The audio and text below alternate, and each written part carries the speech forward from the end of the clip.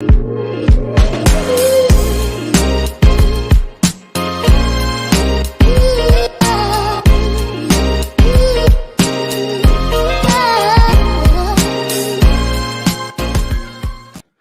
going on, people? Welcome back to Curtis Shaw TV, back with another live watch along today. Euro 2020 semi-final, Italy against Spain. This could potentially be the team who plays against England in Sunday's final at Wembley. Two heavyweights, two former world champions playing against each other. I think everyone feels like Italy are the favourites, but you can never write off Spain. Spain have had the most possession in this whole tournament. They keep the ball better than anybody. And, you know, they're always dangerous. Former world champion, as I said, Luis Enrique as the manager, former Champions League winning manager with Barcelona. And, of course, Roberto Mancini with Italy, who has revitalized this Italian team. Former Premier League winner with Manchester City. Both were great players as well. And listen, will it be England or Denmark who plays against them? Obviously, we'll find out tomorrow what a game that's going to be. Cap said, men against boys, Italy should win. The thing is, Spain are no mugs. You know, when do you see Spain just get battered in a major tournament? They're always going to be tricky to play against. Omar getting the prediction in, saying 2-1 to Italy. Big up Ali Arsenal, Shamba. That guy said, I'm saying 2-1 Italy as well, 2 first half goals. Shamba said, tiki-taki balling is ending today, 2-1 to Italy. Polymation says 3-0. Buenos Aires Guna said, Curtis, huge day for me and my family. Italy and Argentina, both in the semi-finals. Nerves are in full effect. Big day. Big day for you, man. I mean, I would love to see Argentina against Brazil in the final. You know, I really would love to see that. I think that's the game everybody wants to see. Argentina, Colombia, you know, I would have liked to have streamed it, but it's 2 o'clock in the morning, UK time. I don't know if I've got that in me, and I'm a bit too loud as well. But listen, I'm sure at least one of your teams will be in the final by about 4 o'clock in the morning. Big up Don Hood. He said 600 video. Wow, I appreciate you bringing that to me because I didn't even know myself. I knew there was around 500 and something, but I wasn't sure. 600 videos, man. I remember the first video in the car, phone in the hand. It goes quick, you know. Don said, I remember when it was before 10K, we were like on the road to 10K. Now 600 vids. I know, man. The never-ending drama that is Arsenal Football Club always provides content, you know. Can't tell, man, is that island.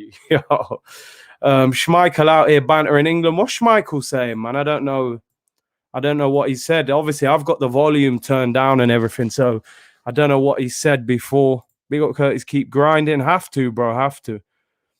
Stream the final, 100%, especially if it's Brazil-Argentina. We'll definitely stream that. Even if it's a midnight one, we'll do it, man. Don't worry.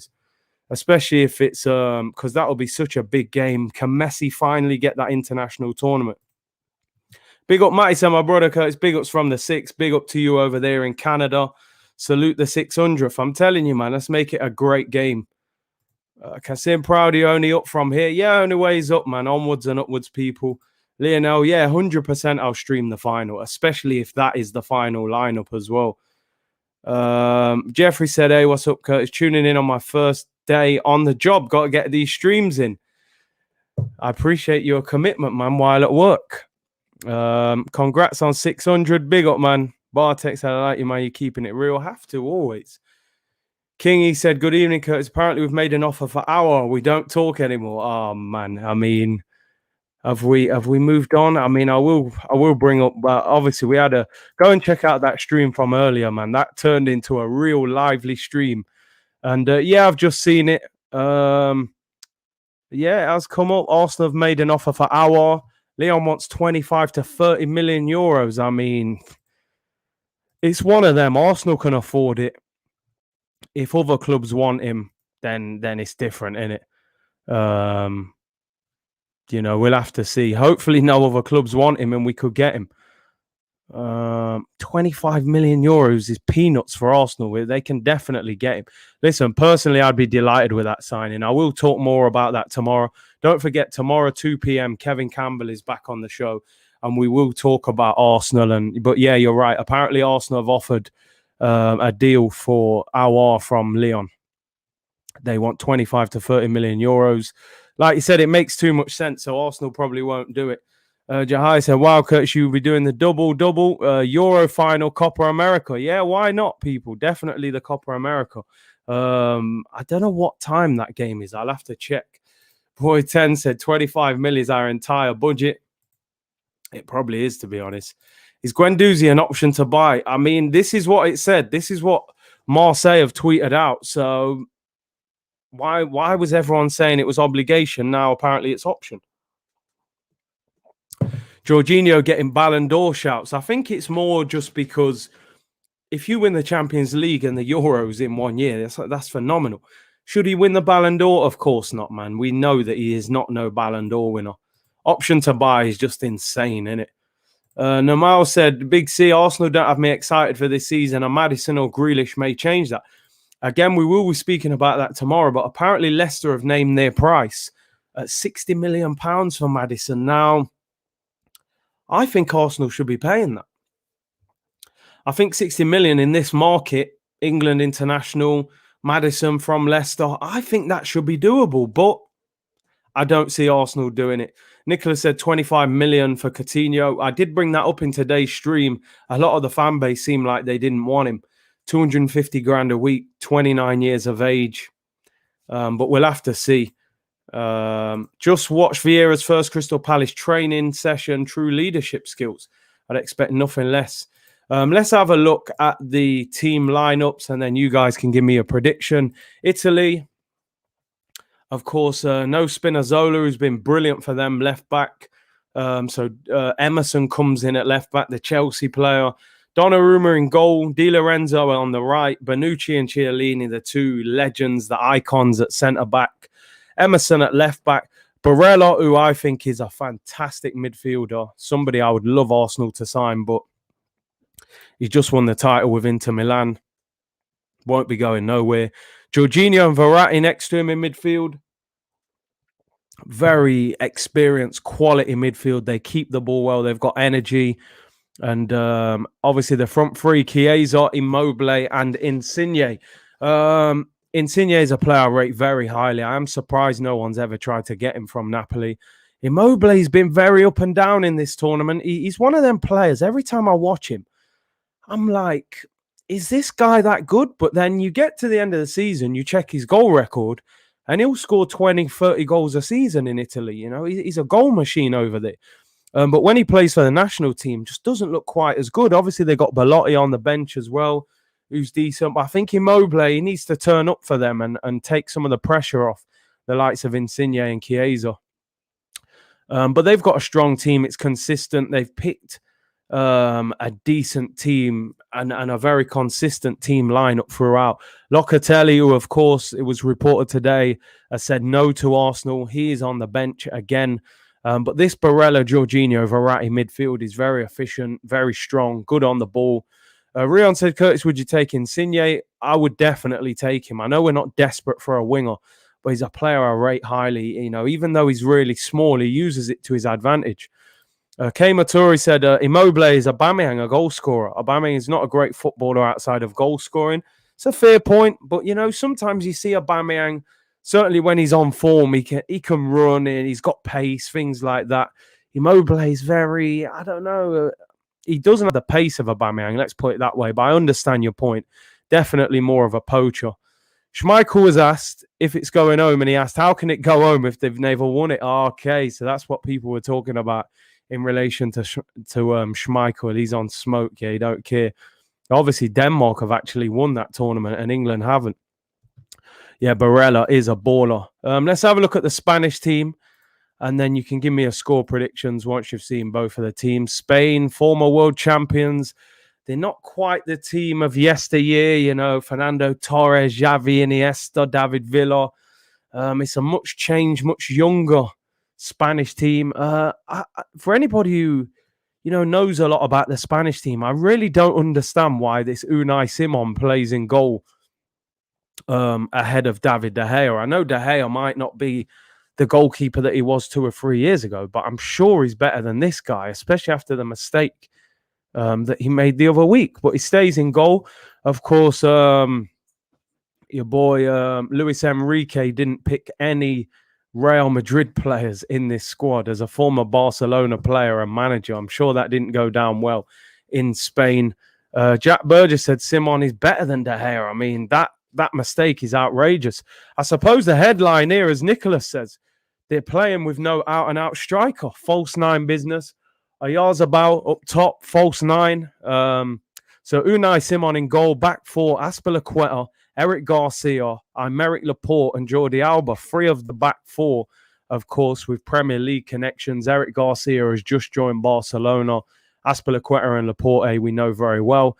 Midfield three, Koke, Busquets and Pedri. I have been impressed with Pedri in this tournament. Apparently he was out of contract about a year ago. Now, in the Spanish team, he's a baller. I like him. Dani Olmo, Oyarzabal and Ferran Torres is their front three. They got the likes of Adama Traore on the bench, of course, Moreno and Morata, so they got two strikers there. Thiago as well on the bench, which is something that has surprised me throughout this tournament, why they don't play him. I think he's an absolute baller, but doesn't seem to get in the team. What's your thoughts on the team? Jack says more for De Gea, really.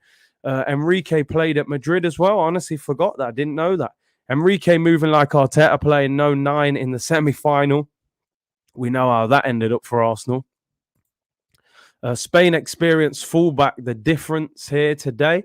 Possibly. I always think Azpilicueta can get exposed at right back, though. He's getting older now. Against Insigne as well, I think he could have problems there.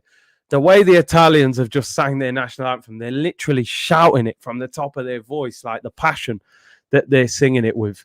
But there's their team. And I think personally, looking at the two sides, I would say if I had to make a prediction, I'm going to go for 2-1 to the Italians. I think they've got a little bit more on the pitch. I think Insigne and Chiesa and Immobile will ask questions of Spain. That Spain playing with no striker.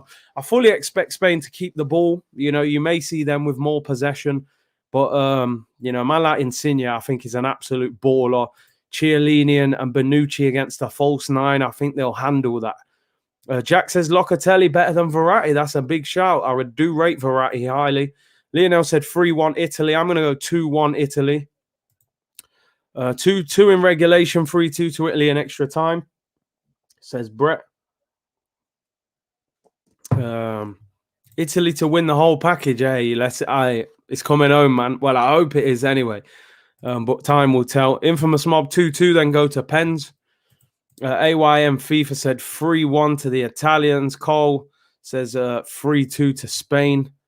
You definitely can't write Spain off. You cannot write Spain off. They've got enough quality. They keep the ball.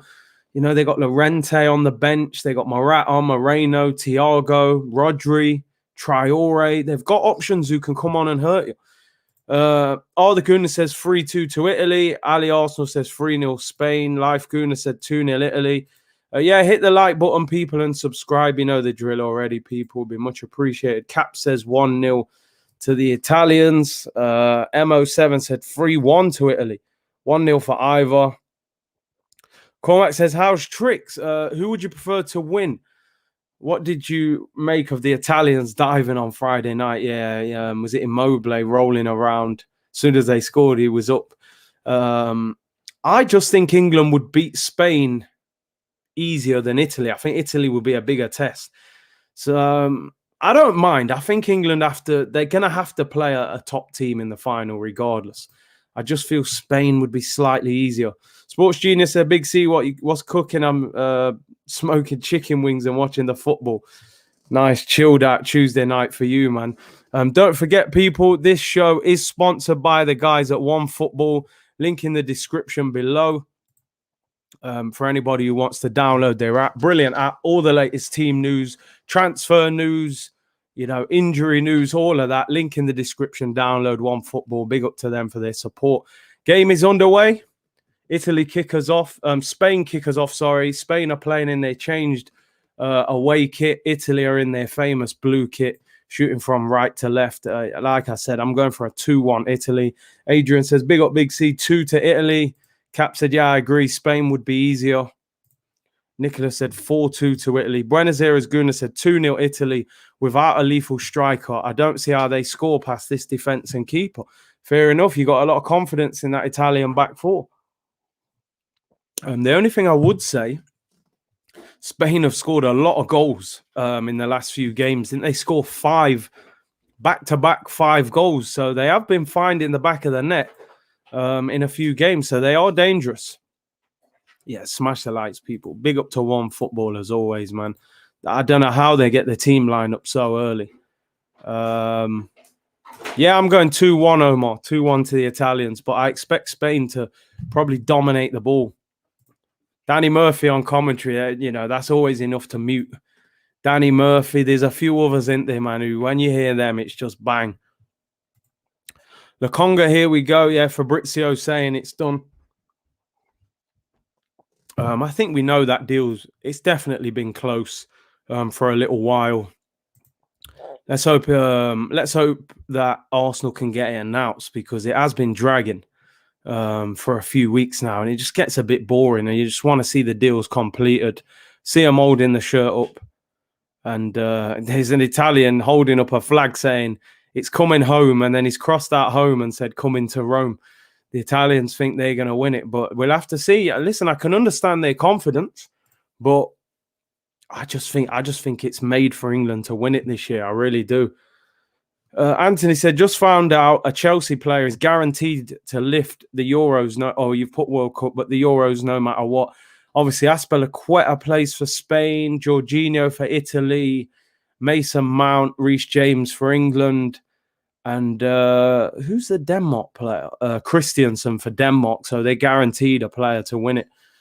Sebastian said, big up Curtis and everybody. Big up, man. Would you want Messi at Arsenal? I think everyone in the world would want Messi in their team. Option to buy FC makes me sick. It's ridiculous. To let a player of that quality go on loan with an option, it should have been certified obligation. No way out of it. We're acting like Lokonga is a top midfielder. Oh, here come the Italians. Could be in. Here's a chance. Goalkeeper's come out. Oh, it's the post. I think, he's been given offside. But it hit the post there. Apparently, we've put a bid in for Aouar. Yeah, that's what they're saying all over social media. Yeah, he was offside. Little ball there. Just off. Took it round the keeper. Tried to bend it in the far corner. Was that Chiesa? And just dipped and hit the post, but he was offside anyway. What a start from Italy. They look up for it, man. It's a good early chance. Barella is quality. He's very, very good. Would you pay 60 for Ben White? No chance. He's definitely not worth that. Lokonga and Tavares are the easy deals to get done. Let's see how Edu does with the more serious ones. They're squad players. They're players to come in and boost the squad.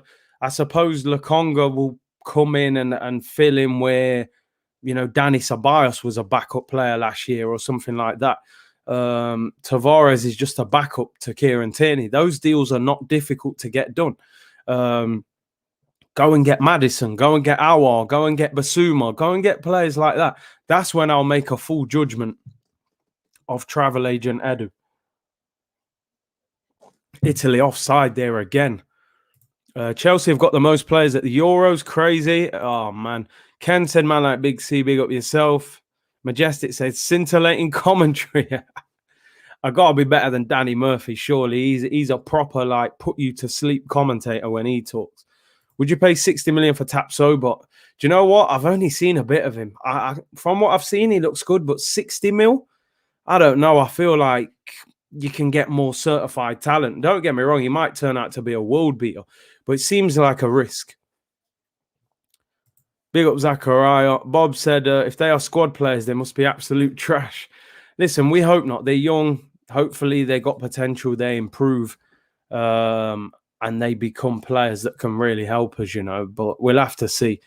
I don't see them as anything more than squad players. I've heard a lot said about Lokonga. Tavares, I don't think will play a lot of games unless Tierney's injured.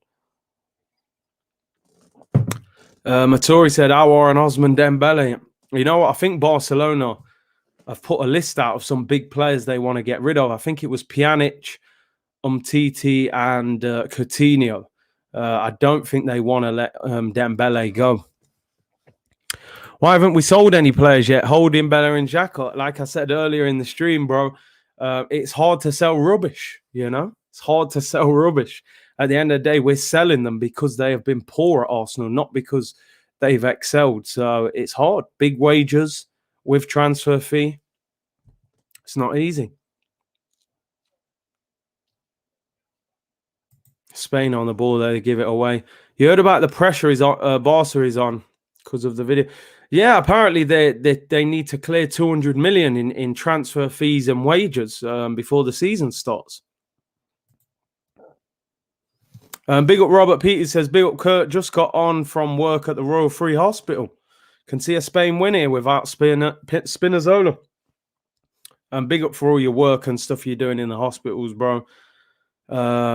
It could be a Spain win. I think it would be an upset. Buenos Aires Gunnar said, facts, no one wants rubbish. Exactly. It's hard to sell rubbish and get good money, you know? Oh, no. So people are talking about this. Do you know what? I heard about this, but what is... apologies, I misread what you were saying. Yeah, I heard about some Griezmann and Dembele thing. I haven't watched it. What is it? Antics going off or something? I don't know what they're doing. But someone said to me, oh, have you seen this video? I said, no, I haven't seen it yet.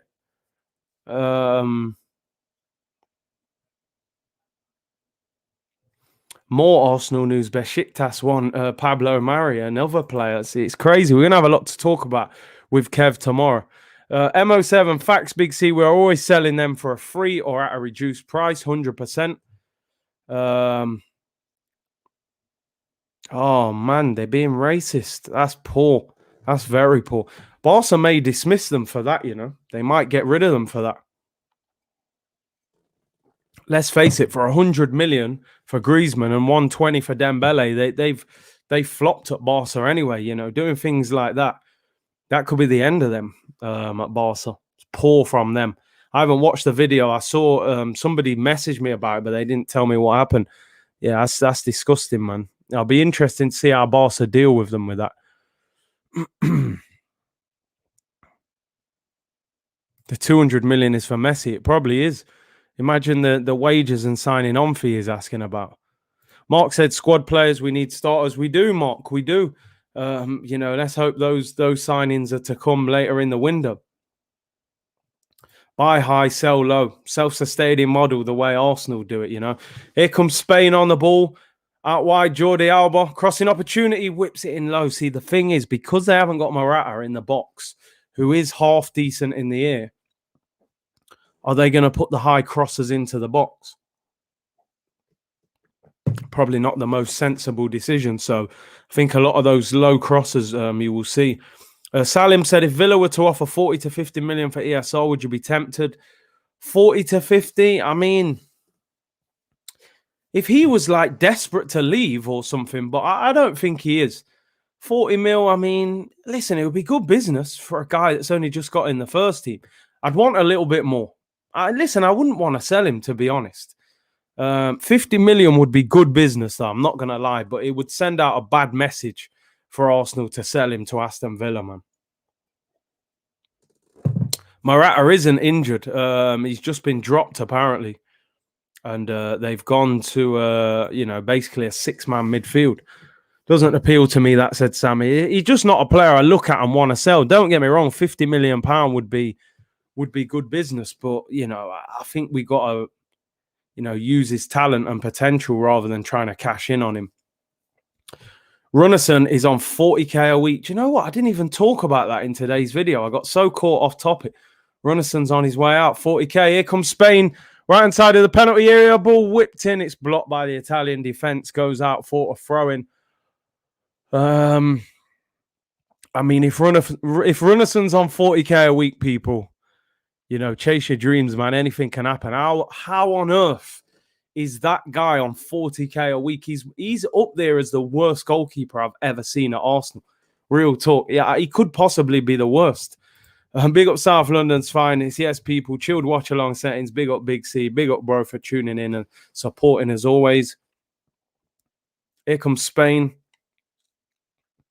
They're keeping the ball well as always. They haven't really created a chance. Amir says, big up Curtis. Arteta should be sent on loan to prove he can manage Arsenal. I'm telling you, send him out on loan. 40k a week, you lie. I might become a keeper. I'm telling you, if that's the standard, sign Renarsen's agent. Yo, he's pulled a blinder. I genuinely think Arsenal signed him without watching him. I'm telling you, they can't have watched him. Apparently, Arteta bought him on the recommendation of the goalkeeping coach. I think they've sold Emi at the back end of the window. They've panicked and said, yo, we need to get a cheap goalkeeper in as number 2. Goalkeeper coach has gone, listen, I used to work with this guy. His club are willing to sell him. We can get the deal tied up within 24 hours. It'll cost you about 2 million. And I reckon Arteta's just took a gamble and never watched him because he is dreadful. Phil Jones on 120. There you go. I mean, at least he's been involved in teams and won trophies and played for England and that. But Renarsen, jeez. Watch YouTube highlights. I'm telling you, there must have been a compilation that made him look great. And he really isn't that good. Mendy wasn't employed 5 years ago. Goalkeeping only if you're taller. Yeah, it's different. I think goalkeeping's a bit different now, isn't it? You've got to actually be really good on the ball now. It's not even so much about, being overly tall and stuff. I think you've got to be really good on the ball. Here comes Spain, little ball. Oh, Oyarzabal was in. I hope I'm saying that guy's name right. He had a heavy touch there and went away from him.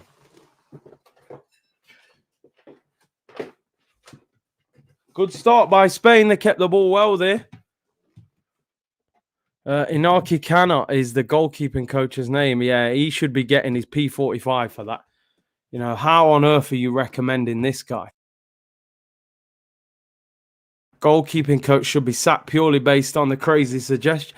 Like, how bad has that deal made Mikel Arteta look that you actually sign this guy, Terrible. Here comes Spain again, Azpilicueta. It's starting to get into the game now. Pedri, I really like. That Olmo looks decent as well. Recycling possession is everything.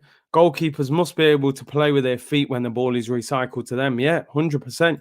You look at Edison, apparently in the keep ball sessions at Man City, he's as good as a lot of the outfield players, Neuer could play midfield. He's so good on the ball. This is, like you said, these are the modern keepers and how good they are. There's a great move from Spain. Oh, great ball. He's onside. Oyarzabal in on his left foot. Has a bad touch. Ball kind of goes behind him there. Great ball into him. Oh, he's on about the penalty spot. If he just controls that in his path, he's got a clear shot on goal. Great chance. Sharif Haker, it's quality content as always. Which 5 players have impressed you? I would say Barella is a player that I really like. That Spinazzola as well for Italy was really good. I like, is it Damsgaard or something who plays for Denmark? I really like him in this tournament. He stood out. I think Sterling deserves credit. 3 winning goals. I think Patrick Schick did well for Czech Republic. He was banging goals in. Renato Sanchez as well. I think I might have given more than 5 there. Here comes Spain. Oh, shot wide. Ferran Torres, good run there. Cuts inside and just drags it wide. But they're looking good, Spain. They've started well. Spain is Italy's bogey team. I was seeing that before the game. That apparently Spain have got a very good record against Italy, So, like I said, this is going to be no clear-cut victory.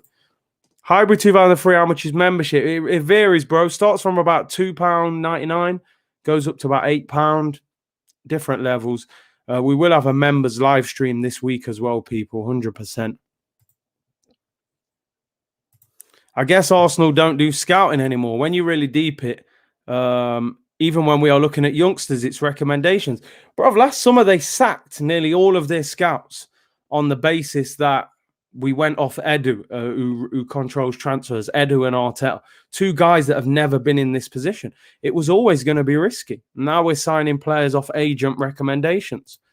Buenos Aires, Guna, Curtis, Barca are in turmoil. They need to free up 200k in wages before they can even announce their free signings. We should be tempting them with a Pedri bid. I don't think they would allow him to go. I got to be honest. I I was reading today, Pjanic could be available on a free because I think he's on about 90 grand a week. They were saying Samuel Umtiti as well and Philip Coutinho. I think they said Coutinho, £21 million. Arsenal's name was thrown in the mix. Oh, great little Spain are balling. I'm not going to lie. They're starting to ball. Olmo, they're great little flick round the corner. But yeah, Barca are in financial difficulty, man. There are players there that you could go and pick off. Are you watching the Argentina game? I may, if I can stay up, I'm going to watch it. I won't stream it though, but I will, obviously the final on the weekend, I would like to stream that. And obviously if it's Brazil, that'd be a great game. We've not got any scouts employed, got Kia Jarapchin as head of recruitment. You're not wrong. Kia Jarapchin basically dictating who we sign. Linked with Neto today, the goalkeeper from Barcelona. Kia Jarapchin's his agent. Linked with Philip Coutinho. Kia Jarapchin, So no coincidence there. Italy catch out Spain on the ball there, and the referee will bring that back for a free kick. About 35, 40 yards from goal. Busquets is classy. Just quality on the ball, innit? He knows how to recycle. Freddie said the winners of the tournament are playing in this game. Interesting. Which team would you say is the favourite? Vintage Spain. Listen, they always keep the ball well. Like I said, they've had the most possession in this tournament. I think the thing what's let Spain down is the striker. No disrespect, but if they had like a Diego Costa or Fernando Torres, I think there would be a different game. But Moreno and Morata have not really been the ones, man. Do you think PSG winning a Champions League? I mean, Hakimi, Ramos, Wijnaldum, Donnarumma, that's an unbelievable start. Free kick to Italy, ball whipped in over the top. Just got a little bit too much on that, and it runs through to the keeper, Simon. Big up Andrew checking in from Mississippi, farming the sheep. Great content, my friend. Big up to Andrew and the sheep, as always, for support and tuning in. Hope you're well over there in Mississippi. 100% agree. Yeah, big up, bro. Do you know Inaki Williams? Yeah, he's absolutely rapid. He's a FIFA legend. Apparently, he's got a huge release clause. I know Man United were linked with him at one stage. But yeah, never hasn't left. Who does he play for again? Bilbao? Would you take him? The problem with him, again, big wage and massively injury prone. A couple of years ago, I would have said, yeah, but at the moment, not really. But he would be cheap. That's the only thing. Corner to Spain, left-hand side at Wembley. Interesting that England will be playing on the same pitch. Will the pitch be cut up tomorrow? You don't often see two teams play the day after each other on the same ground. The groundsman will have to put a lot of work in. Not too many clear-cut chances. Not the most exciting of starts. Corner was cleared away and all the way back with the Spanish goalkeeper. I noticed Italy really try and press and make life difficult. Spain play some great football, goes up to the striker and he loses the ball. This is where sometimes you do need that number 9 who can hold the ball up and link players. Abdullah said, is Barella the Santi replacement? I mean, I wouldn't say he's as creative as Santi, but he is a very good player. And as I said, I don't see any chance of Inter Milan letting him go. I don't think he would even want to go, to be honest. But Spain have started very well. Very well. Pedri is definitely a baller. Been impressed with him throughout this tournament. This is random, but Neuer was robbed for the Ballon d'Or in 2014. Who won it instead? I'm assuming it would have been Ronaldo or Messi. Imperial Rastaman said, my blood, we need to lose games in order for Arteta to leave. Imagine this is the thinking we have to adopt. It's crazy, isn't it? It's crazy. I know a lot of people were saying that at the back end of last season. Like, once the Europa League are gone, people were like, listen, man, we might have to lose games just so he gets sacked. It's horrible to ever have to think like that. Great move by Italy there. Goalkeeper comes out. It's laid across. He's in no man's land. He's got a pass. Italy could be open goal. They've got back well there, Spain. The goalkeeper came out. Lorenzo Insigne lays it off to Immobile. Immobile lays it off. Goalkeeper was out of the goal. They got defenders back behind the ball and managed to stop them getting the shot off there. What a chance. Great little 1-2. What a ball round the corner. Oh, it was laid off, shooting off. It was actually Emerson. Comes out to Chiesa, tries to chop back onto his left foot. Maybe he should have hit it on his right. Good opportunity that. We did lose games and he still didn't get sacked, I'm telling you. Favourite player? What, in the world? It's a tough one, that, you know. I don't know who my favourite player is, to be honest. I did love Mbappe going up to this tournament. I still love Mbappe. I love Neymar. I was watching Neymar last night just ripping people apart for Brazil, man. Nutmegging people and all sorts. I love Messi, you know, I love Ronaldo. You know, there's a lot. Well, not too many. I suppose there aren't many players on those sorts of levels nowadays, but pretty much out of them, guy. I do like Pogba. He's a bit inconsistent for United, but he is a top player. Eddie is Curtis's favourite. Eddie Murphy, mate, favourite comedian, possibly, but not Eddie Nketiah, that's for certain. Mohamed El Neni. Man said El Neni, you know. Oh, man. Favourite Arsenal player? Who's my favourite Arsenal player? Have I even got a favourite? You know, we've been so bad. I don't know if I've got like a standout player. I like the young players like Saka and Smith Rowe. I like Martinelli. I like Pepe. You know, I like Pepe. I still like Aubameyang. I got respect for Aubameyang. He had a bad year. I think he'll be back. I like Kieran Tierney as well. I think he's good, although I do think he's injury prone. But I honestly don't think I have a favourite Arsenal player, especially the way we've played the last year and a bit. Saka, yeah, Saka, Pete, Aubameyang, maybe one of those three. Maybe Tierney as well. I do like Tierney. Who's your favourite Man United player? Probably Pogba. Probably Pogba. If I could take someone off United, Pogba. Saka, the star boy. Yeah, man. Big C, we know Eddie's your favourite. Listen, man. Eddie, man. No disrespect, but boy. Man's turning down contracts, man. He needs to realise what's going on. Aubameyang defo. Listen, do you know what? I'm not lying, Omar. I'm still a big fan of Aubameyang. I'm still a massive fan of Aubameyang. He had a bad year. I'm not just going to write him off. If he has another bad year, then we will, you know what I mean? We'll have that discussion. I think he's back next year. Favourite Arsenal player of all time, Thierry Henry, bro. Best player I've ever seen play for Arsenal. Just on a different planet. He was years ahead of football, in my opinion, the things he was doing. Who's your favourite Chelsea player? Got to be N'Golo, I think. N'Golo Kante. I like Havertz. I think Havertz is going to be a top player. Plays the game at his own speed, his own tempo. I like Havertz, but I love N'Golo Kante as well. Our bid, yeah, apparently. Let's see if anything happens. Here comes Spain. Azpilicueta. See, they're getting into great crossing positions, but because they've got no out-and-out striker, they don't want to cross. They end up losing the ball, although they do regain it. Favorite Jamaican player of all time? Probably Ricardo Gardner. Probably Ricardo Gardner. He was a baller, man. Bibby. Curtis, you forgot Willian. Oh, man, I think we got bumped on that one. Do you know what? I get asked this question so much, Prime Sanchez or Hazard. Prime Sanchez for me. He didn't need... He was playing with guys who weren't even half as good as him and still doing bits. You know what? I did like Fuller as well. Fuller was a bad man. Here comes Spain in the penalty area. Oh, shot. Oh, it's blocked. Oh, what a save by Donnarumma.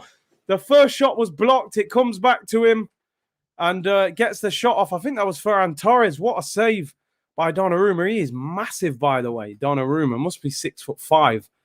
And great save there. Who's the worst players you've seen in an Arsenal shirt? Oh, man, I don't know. Stepanovs, Andre Santos, Scalacci.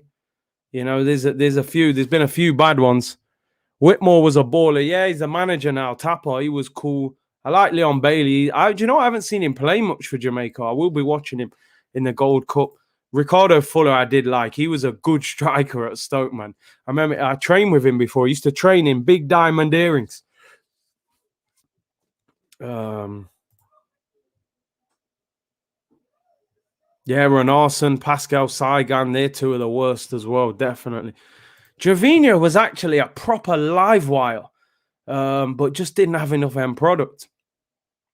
It was Olmo there who got the shot off for Spain. First shot was blocked, came back to him, hits it again. Good save by Donnarumma. Ferran Torres, I've got to be honest, wasn't sure about him. But I think he's good. How much of a hit will he be in the Premier League? I don't know. It's very physical. And will he get in the Man City team ahead of the likes of, Foden, Sterling, Mahrez in those wide positions? But I think he's looked good for Spain when I've seen him. What about Dion Burton? Yeah, Burton was decent striker. Yeah, he was decent. Played for Jamaica for quite a while as well. Mozzie said, I was bantering Eddie one day and suddenly my EE contract got terminated. You need to be careful. Oh, dear. Here comes Spain. Olmo, great footwork. Is that a foul on the edge of the box? Referee says no. Quick feet there. I mean, a tackle was made on him by Chiellini there. But the referee says, get up.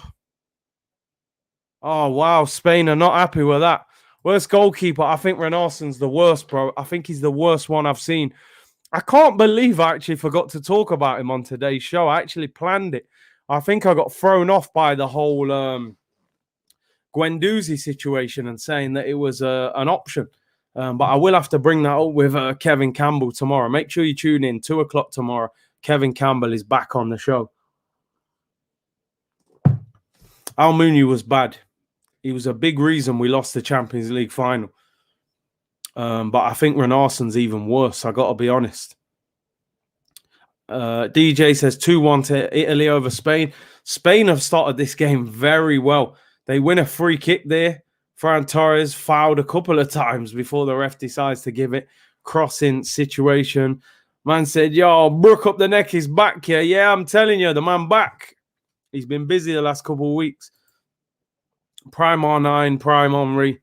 Listen, it's the question I hate because it's Prime R9 for me. And Henry's my favourite Arsenal player ever. So I would love to say Henry. But anyone who watches my channel, you know, Prime R9 is my favourite. I think he's the best striker that's ever played the game. Cole said 3-2 to Spain. Wu-Tang said R9. It's got to be R9. It has to be, man. He's a phenomenon. Do you think we'll make signings, and who do you think? I mean, yeah, I think we'll make signings. I have no idea. It's got to the point with me now where it's like, do you know what? We're on the verge of signing Lokonga, Tavares. At the start of this transfer window, nobody would have said they are Arsenal targets. The players we're being linked with, we probably won't sign any of them. Or we might buy one of them or two of them. We're going to probably end up signing players that are like, okay, we never spoke about him, you know. I really hope we get some top players. Henry is the only forward that gets close to him. I'd agree with that. I would agree. He's close, but not as good. Prime Henry, Prime Suarez. Gotta be Henry. And don't get me wrong, Prime Suarez is phenomenal. But Henry, man, come on. Henry was doing everything. He was supreme. Who do you think is the best player of all time?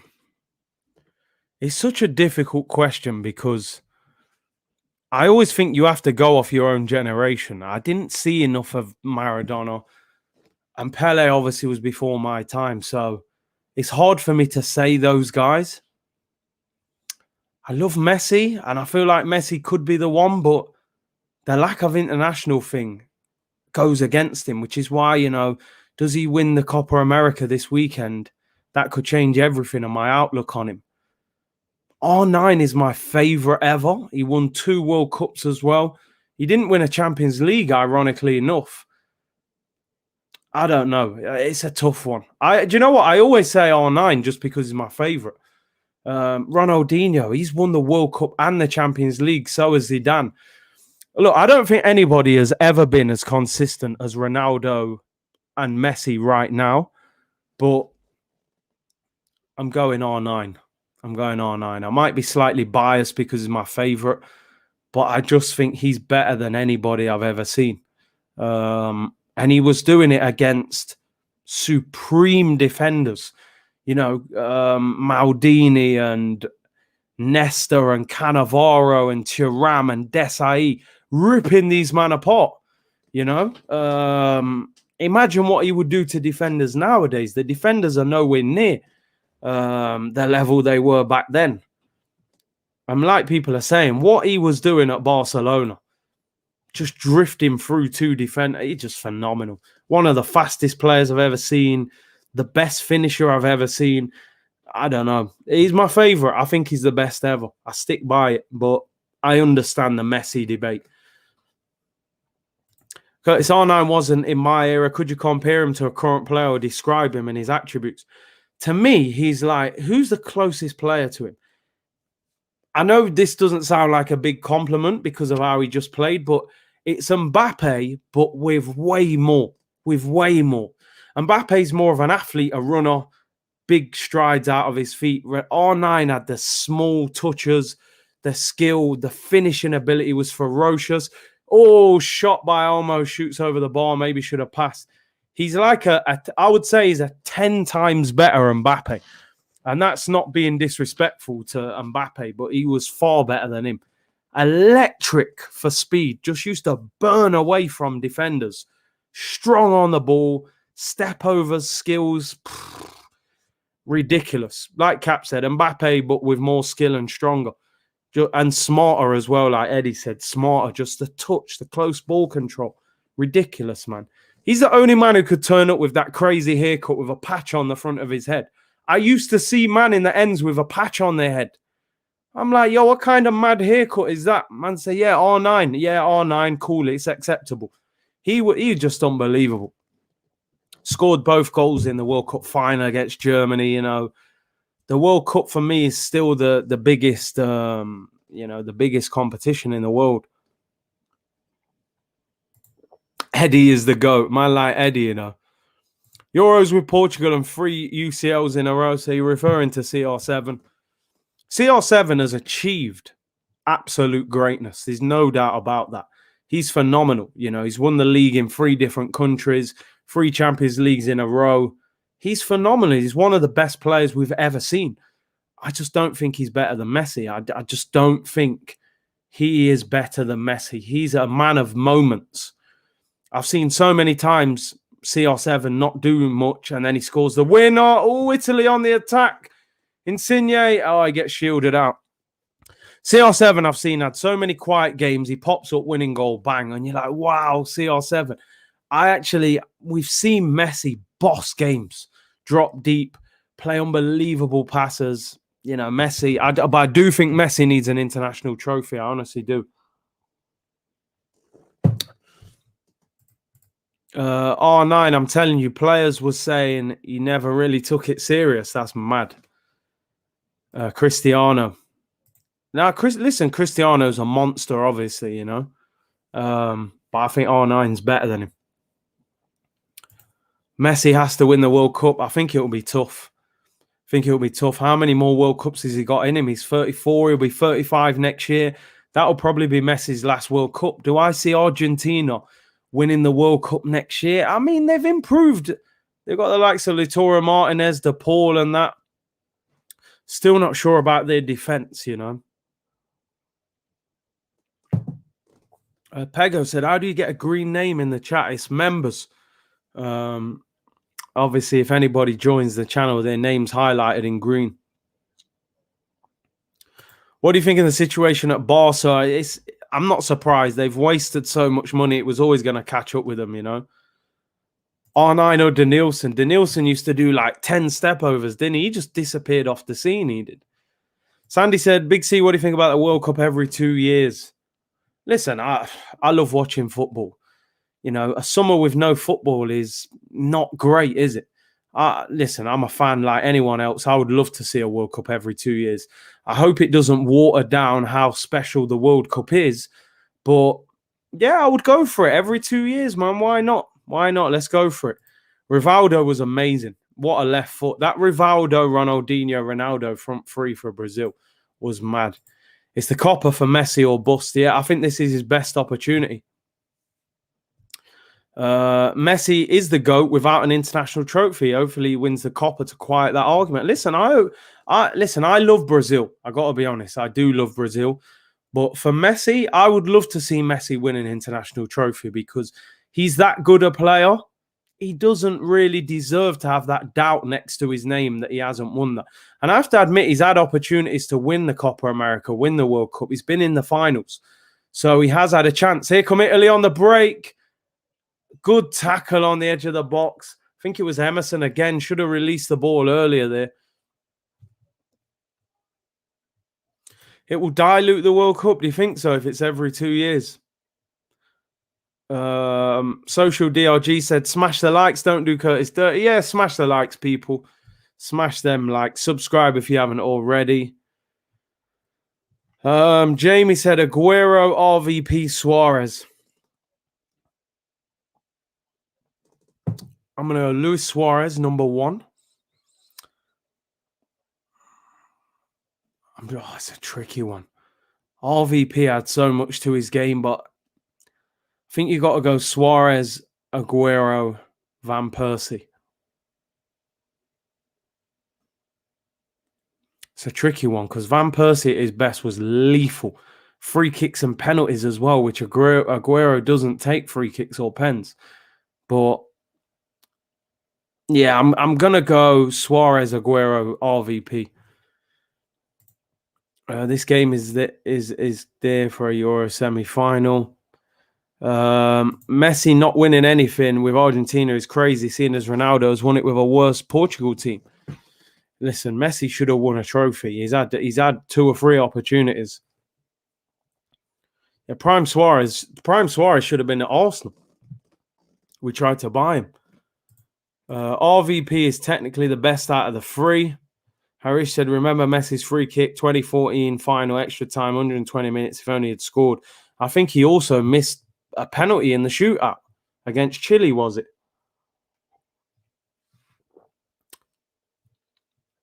It's crazy because, yeah, if you're talking about RVP at his best, potentially he's better than Aguero, but he didn't have that best for long enough.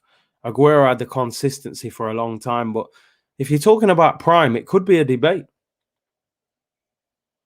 But I think Prime Suarez is one of the best strikers we've seen, honestly. He's that good. This game's slowed down a lot. It's got a bit boring, but it's still intriguing. Busquets tries a little flick, gives the ball away. RVP had that laser left foot. Screw that guy, though. Yeah, I hear you.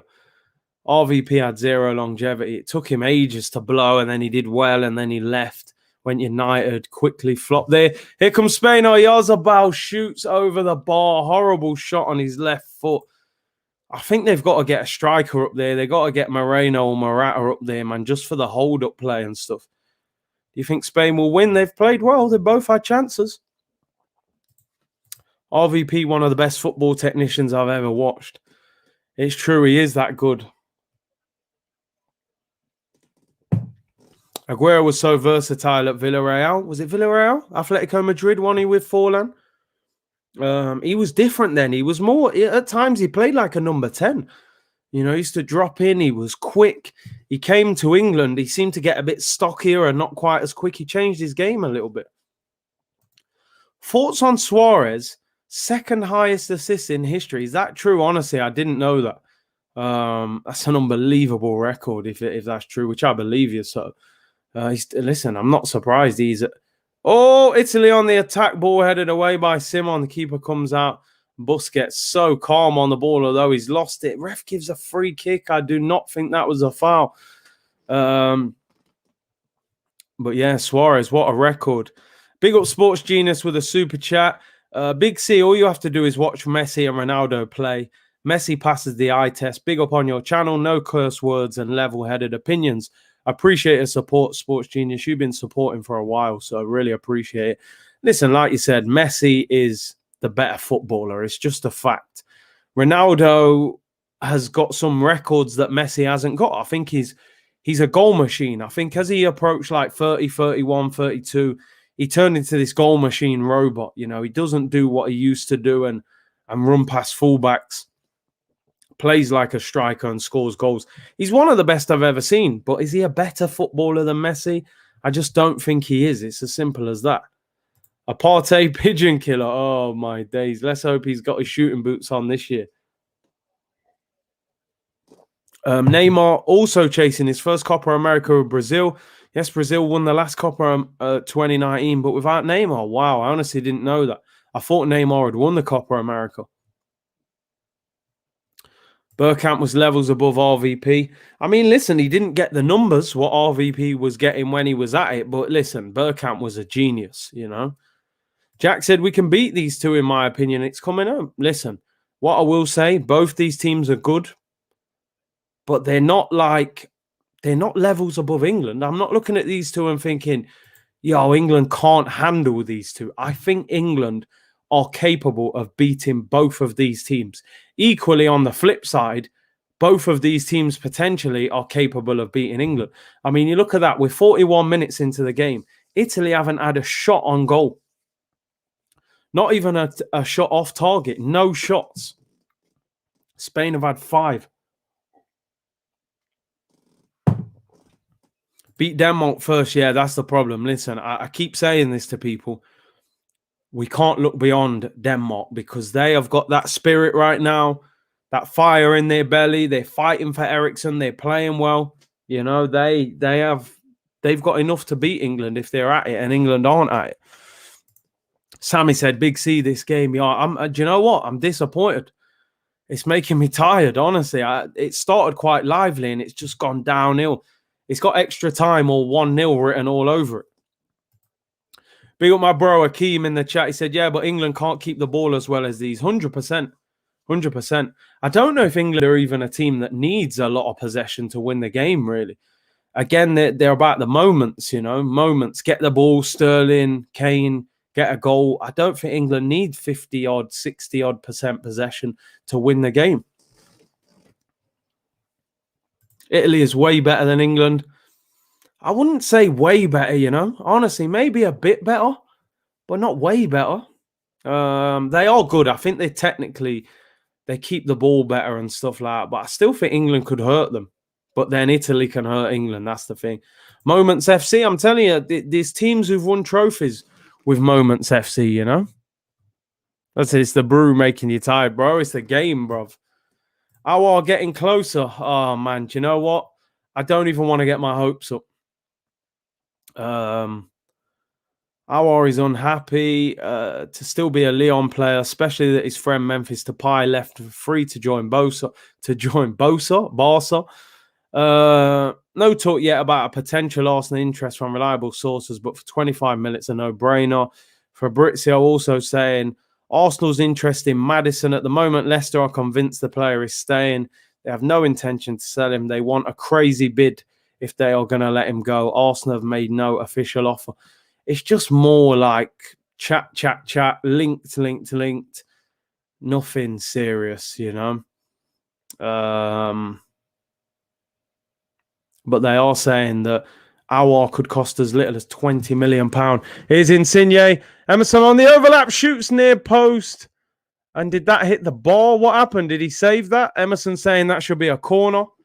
Yeah, looking FC, linked with FC, interested FC. You know the drill, people. Italy there finally got an attack. Was Insigne offside? He's so tidy on the ball. Little reverse pass into Emerson. He's onside. Hits it. I think that actually hits the outside of the post and goes wide. Would you take Olmo, Oyarzabal, and Pedri at Arsenal? I would definitely take Olmo and Pedri. Oyarzabal, I'm not totally convinced by, but definitely I would take the other two. Any link to watch online? I mean, there's a halftime whistle. It's on BBC in England, so I don't know if there's a BBC app or something. Maybe you can can try and download and watch it on there. I'm not too sure. Half-time whistle goes. The ref didn't even play a minute over time. He said, listen, I've had enough of this. I need some orange juice. Half-time whistle goes 0-0. Bit of a dour affair so far.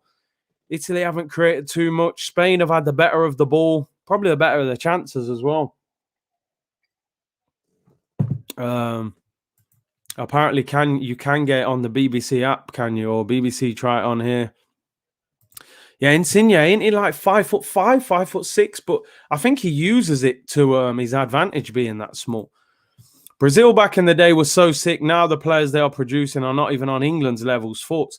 Do you know what? I had an argument on social media the other day. I said, individual quality is being knocked out of the game. It's being knocked out of the game, man. Like, let's keep it 100, man. Back in the day, individual talent was all over the place. England would have a young Wayne Rooney or a Gaza back in the day or a Joe Cole. Individual brilliance. Brazil had Ronaldinho, Ronaldo, Rivaldo, Kaká. You know, Argentina would have a Messi, a Riquelme, them kind of ballers that they were mavericks. Just give me the ball and something's going to happen. Figo in Portugal. Everyone had one. You look through these teams now. I watch Brazil. I'm like, yeah, Neymar. Apart from that, who else? Who else wows you? I don't rush to go and watch Brazil and think, oh, let me go and watch, no disrespect, but Gabriel Jesus or something. He's a good player, tidy player. But the levels are not the same, man. And I think a lot of it is the coaching. The coaching for me is everyone's following each other. Back in the day, think about when we was growing up, everyone played 4-4-2 in the Prem. 2 strikers, Bergkamp and Henry, Johnson and Hasselbank.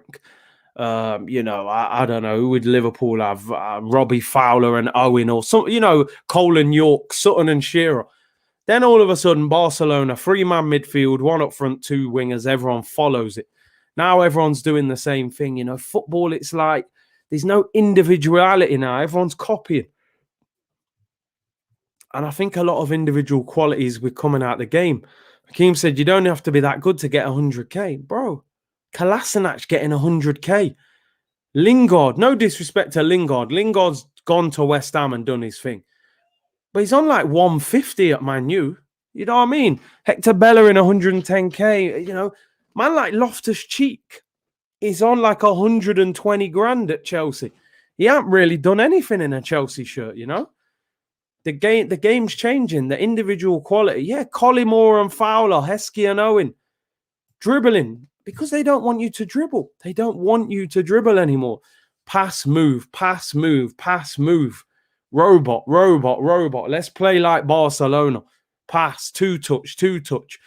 So what you're doing, you're stopping the guy who can actually get the ball and run past 3 or 4 players because a coach is telling him to move the ball, pass it quicker.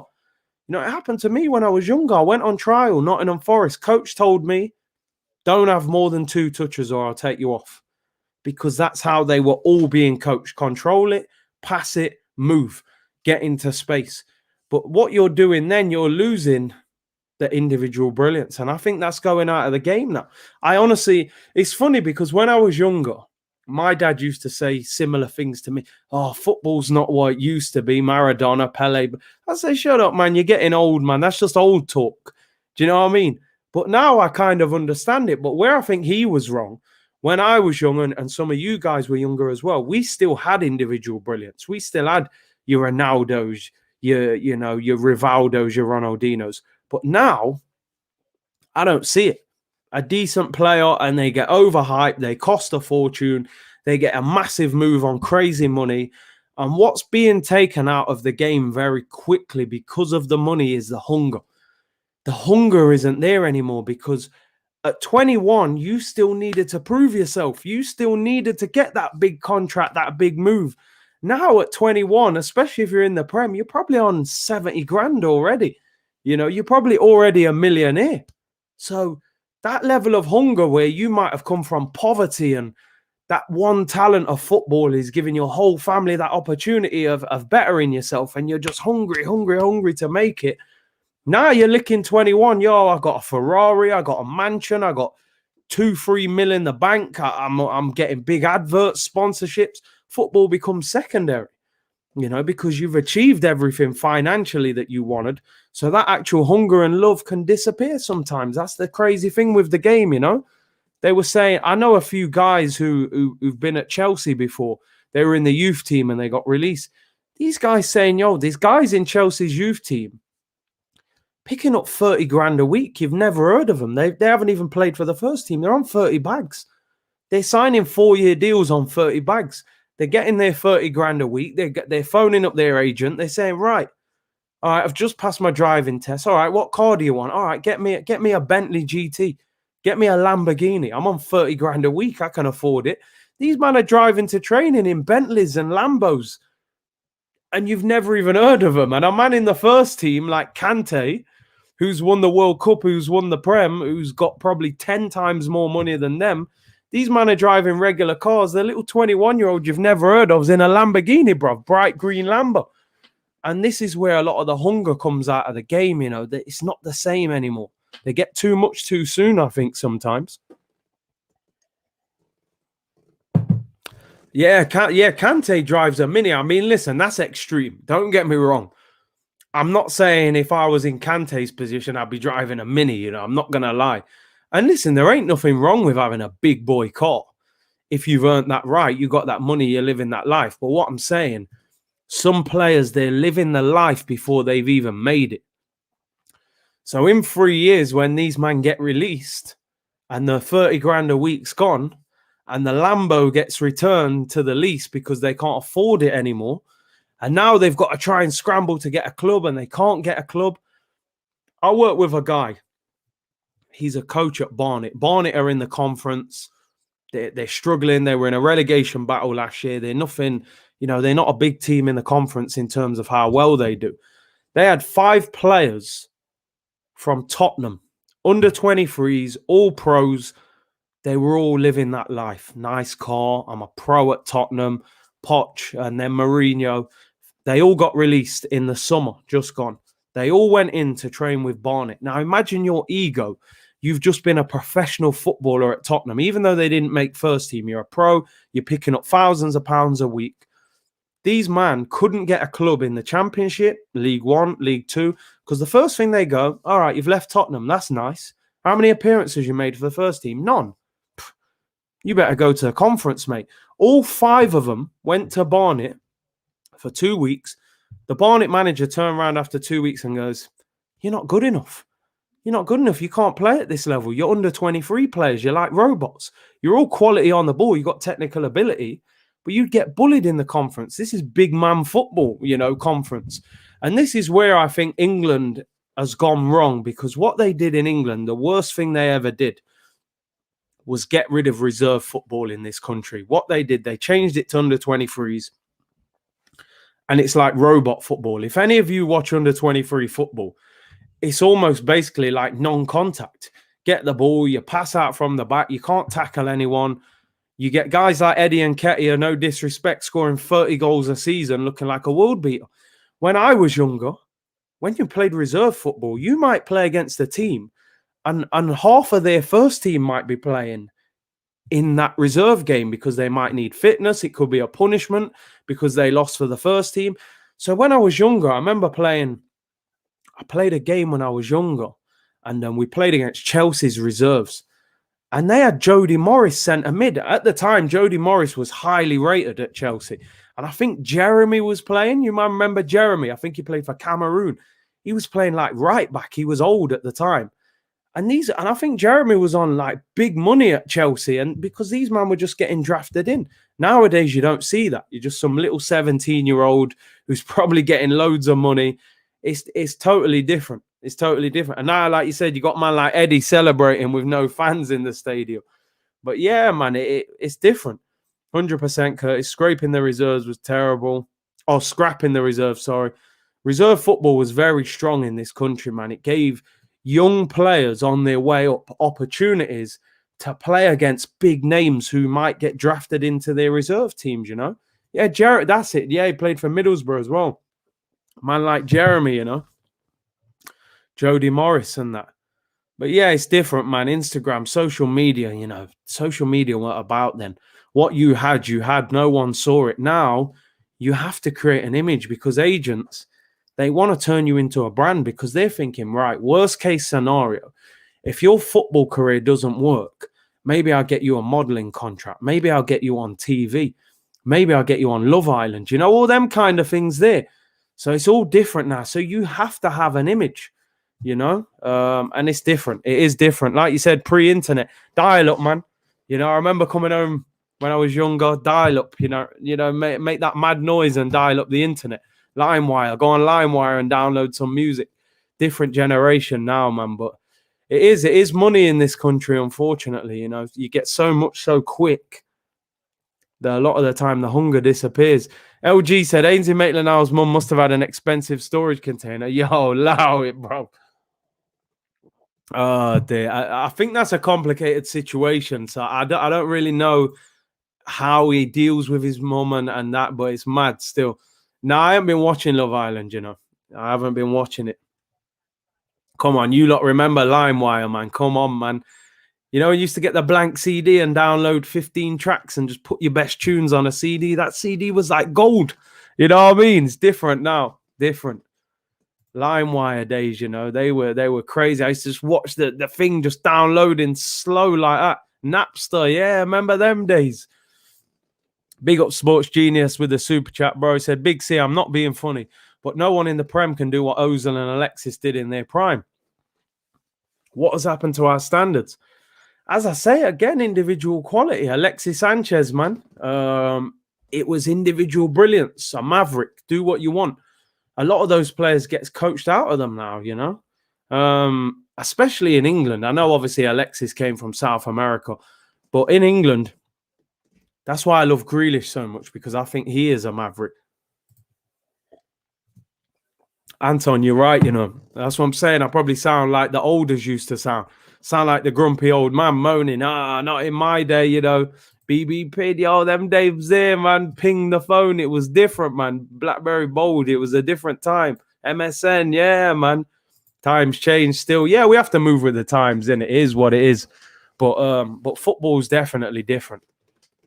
Henry was better than Alexis. I loved Alexis, though. Don't get me wrong. And because I was a bit older when I was watching Arsenal play with Alexis, it's like, I don't know. When Henry was doing his thing, I was younger, innit? So it was a bit different. But I did obviously see him a few times. But no, I think Henry's the best to ever play for Arsenal. Abba said, Grealish for Villa is the only one I can say individual brilliance. He does his own thing. He gets the ball, he does his thing. BlackBerry message. What a phone that was. How did that phone disappear? I don't understand. I felt like it was the monster of phones. And all of a sudden, bang, just got bought out and disappeared. Man said MySpace, them days there, MySpace. First friend, Tom. Steve, evening, Big C. Do you think UK sport is like America? We've given young players in school big money before they have played for the first team. Like I said, went to Manchester City. My son was playing against their youth team. There was a guy there, 7 years old, his kid was. Manchester City had spotted his son in a tournament in Portugal and paid his mum and dad money to move from Lisbon to Manchester and paid them thousands to, leave your job. Here's your money. This is your place you're going to live. We want your kid at 7 years of age. Do you know what I'm saying? That is how crazy football is going these days, because teams like Man City, they'll go, right, if we buy 50 players from all around the world, Portugal, Spain, Italy, Brazil, England, Scotland, Wales, maybe 3 of them make it. Maybe one of them is Phil Foden.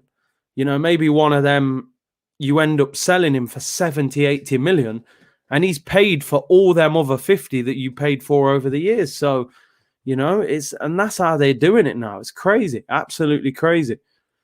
How much are tickets for tomorrow? I saw tickets for about £600 for tomorrow. I think they're completely sold out. I know the Germany game, they had there was tickets available for 300. I think tomorrow it's 600, and I know for the final they're 800. but they're sold out as well. So what everyone's done is bought the final tickets and then they're flipping them. They're online already for $3,000 for the final. They'll probably, if England get there, I reckon they'll end up at $5,000 plus. So anyone who got final tickets, man, you're in a privileged position. You either go to one of the biggest games ever, or you're going to make a lot of profit. Big up Brandon AFC TV. Thanks for the super chat, bro, and support. Said Albert Sambi Lakonga. Here we go. What do you make of that signing, Curtis? Should we be excited? Number one, I'm not going to dress it up and pretend to be excited. Yeah, I don't know enough about him. Seen him a couple of times. Looks okay. Looks okay on a YouTube clip. You know, I can't be excited by that signing. You know, 3 months ago, most of us had never even heard of him. I'm not going to. But you know what it's like? You sign a player, you start bigging him up. Oh, yeah, but he plays for Belgium and, you know, he's been captain of Anderlecht. Time will tell. He could be dreadful. He could be an absolute, you know, potential star. Time will tell. We'll see him in an Arsenal shirt and see what he's about. But listen, I'm not going to write him off before he comes here, but I'm not going to start jumping around and pretending he's a world beater, you know. Bellerin looks good on YouTube, exactly. The Congo isn't a starter, he's a silver on FIFA. Man took it to FIFA, you know. I take profit over the match, so you'd sell it, yeah. Big C should go on Filthy Fellas. Yeah, I know a few of them guys. I've done work with Miles before he came on Supporters Club and a couple others, obviously Loomis. Second half underway, people. That was a good half-time chat, by the way. That flew by half-time. Let's hope for a more exciting second half. I want to see some goals, man. It's all about the right player. Exactly. If he comes in and he's great, then cool, we're happy. But if he's a flop, then you can't expect anything different. Big up ads in the chat, man. Yes, Kurt, what are you saying first half? Pedri looking a player. He's a baller. He's just another one, isn't it? He's a typical Spanish player who's so comfortable on the ball. He's come through that system at Barca, I believe. You know, he's a baller, absolute baller. The way Spain keep the ball makes life difficult for us. We're lucky that Spain haven't got an elite striker, because if they had an elite striker, they might be the favourites to win this whole thing. Here is Spain on the ball again in the penalty area. I think they've made life difficult for Italy the way they've kept the ball. You know, most teams in the competition are not going to keep the ball against Italy the way Spain are. Spain have had the most possession in the whole tournament. David Bentley, Ravel Morrison, Cherno Samba fell out of love with the game. It happens. I know a lot of players who don't even really like football. I've met players before, pros, who've said, don't even really like football. Just play it because I'm good at it. It gives me a lifestyle. You know, not every player loves the game. And sometimes they've just had enough of the politics. You wouldn't believe the politics that are involved in football. It's, you know, when I was younger, I always used to think the best players get picked. Far from it. Not always. You know, not always. A lot of politics. Elite striker and a wide player. I mean, yeah, because over the years they've had Pedro and that, but I think this Olmo and Torres are looking quite good.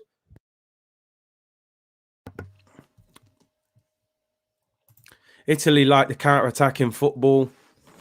Listen, what I will say, big up to both of these teams. They look good. They do look good. I've been very impressed with Spain. I think a lot of people thought Italy were just going to roll Spain over, but they keep the ball well. It's just, are they going to have enough to break Italy down in attack? But if I'm England, and I mean if England beat Denmark, they should still look at both of these teams and think it's winnable. If England play well and they beat Denmark, they are capable of beating both of these if they play well. But as I say, big if. Arsenal 7th favourites at 40-1. Oh, my days. Mendy, a great Spanish player.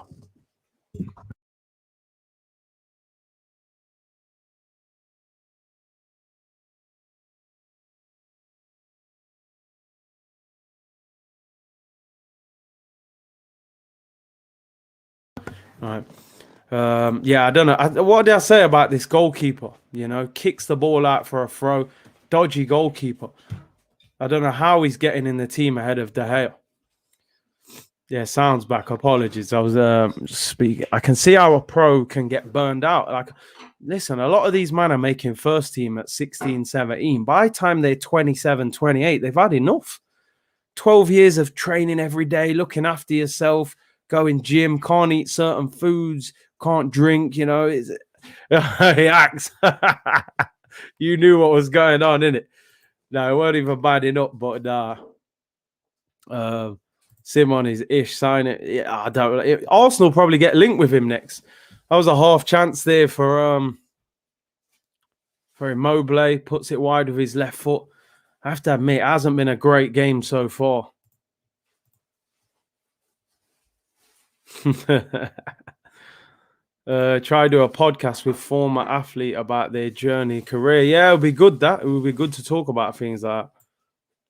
Here comes Spain, whipped in, all cleared away by what's the name? Di Lorenzo. Corner to Spain. That Olmo is a good player, man. I've been impressed with him. I've seen him a couple of times. How old is he? I'm not even too sure how old he is. Plays for RB Leipzig. Wow, I did not even know that. Olmo, 23 years of age, plays for Leipzig. They value him at £40 million. He's a good player, man. I've been impressed with him. I like what I've seen of him. He looks sharp. Delivers end product as well. Hey, Brett. You know that look. He's only 23. Corner to Spain. I think Italy have been a bit shocked. In swinging corner, free header. Oh, goalkeeper clears it. Back out wide, another cross. I think if Spain make the right substitutions, they've got off a chance here. Good ball, good tackle.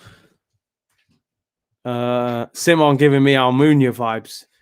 Listen, man, I know David De Gea is not the goalkeeper he was, but you can't tell me he ain't better than this guy. This guy is bang average. Oh, yellow card for Busquets. I don't know. Can you be suspended for the final now if the yellow cards count? I don't know. I do think they need to stop doing that, man. I think stop getting players suspended, man. The Bell saying that the hour talks are not advanced. I've not reached the stage of making an official offer. Club continues to evaluate. So again, they're interested in, usual rubbish.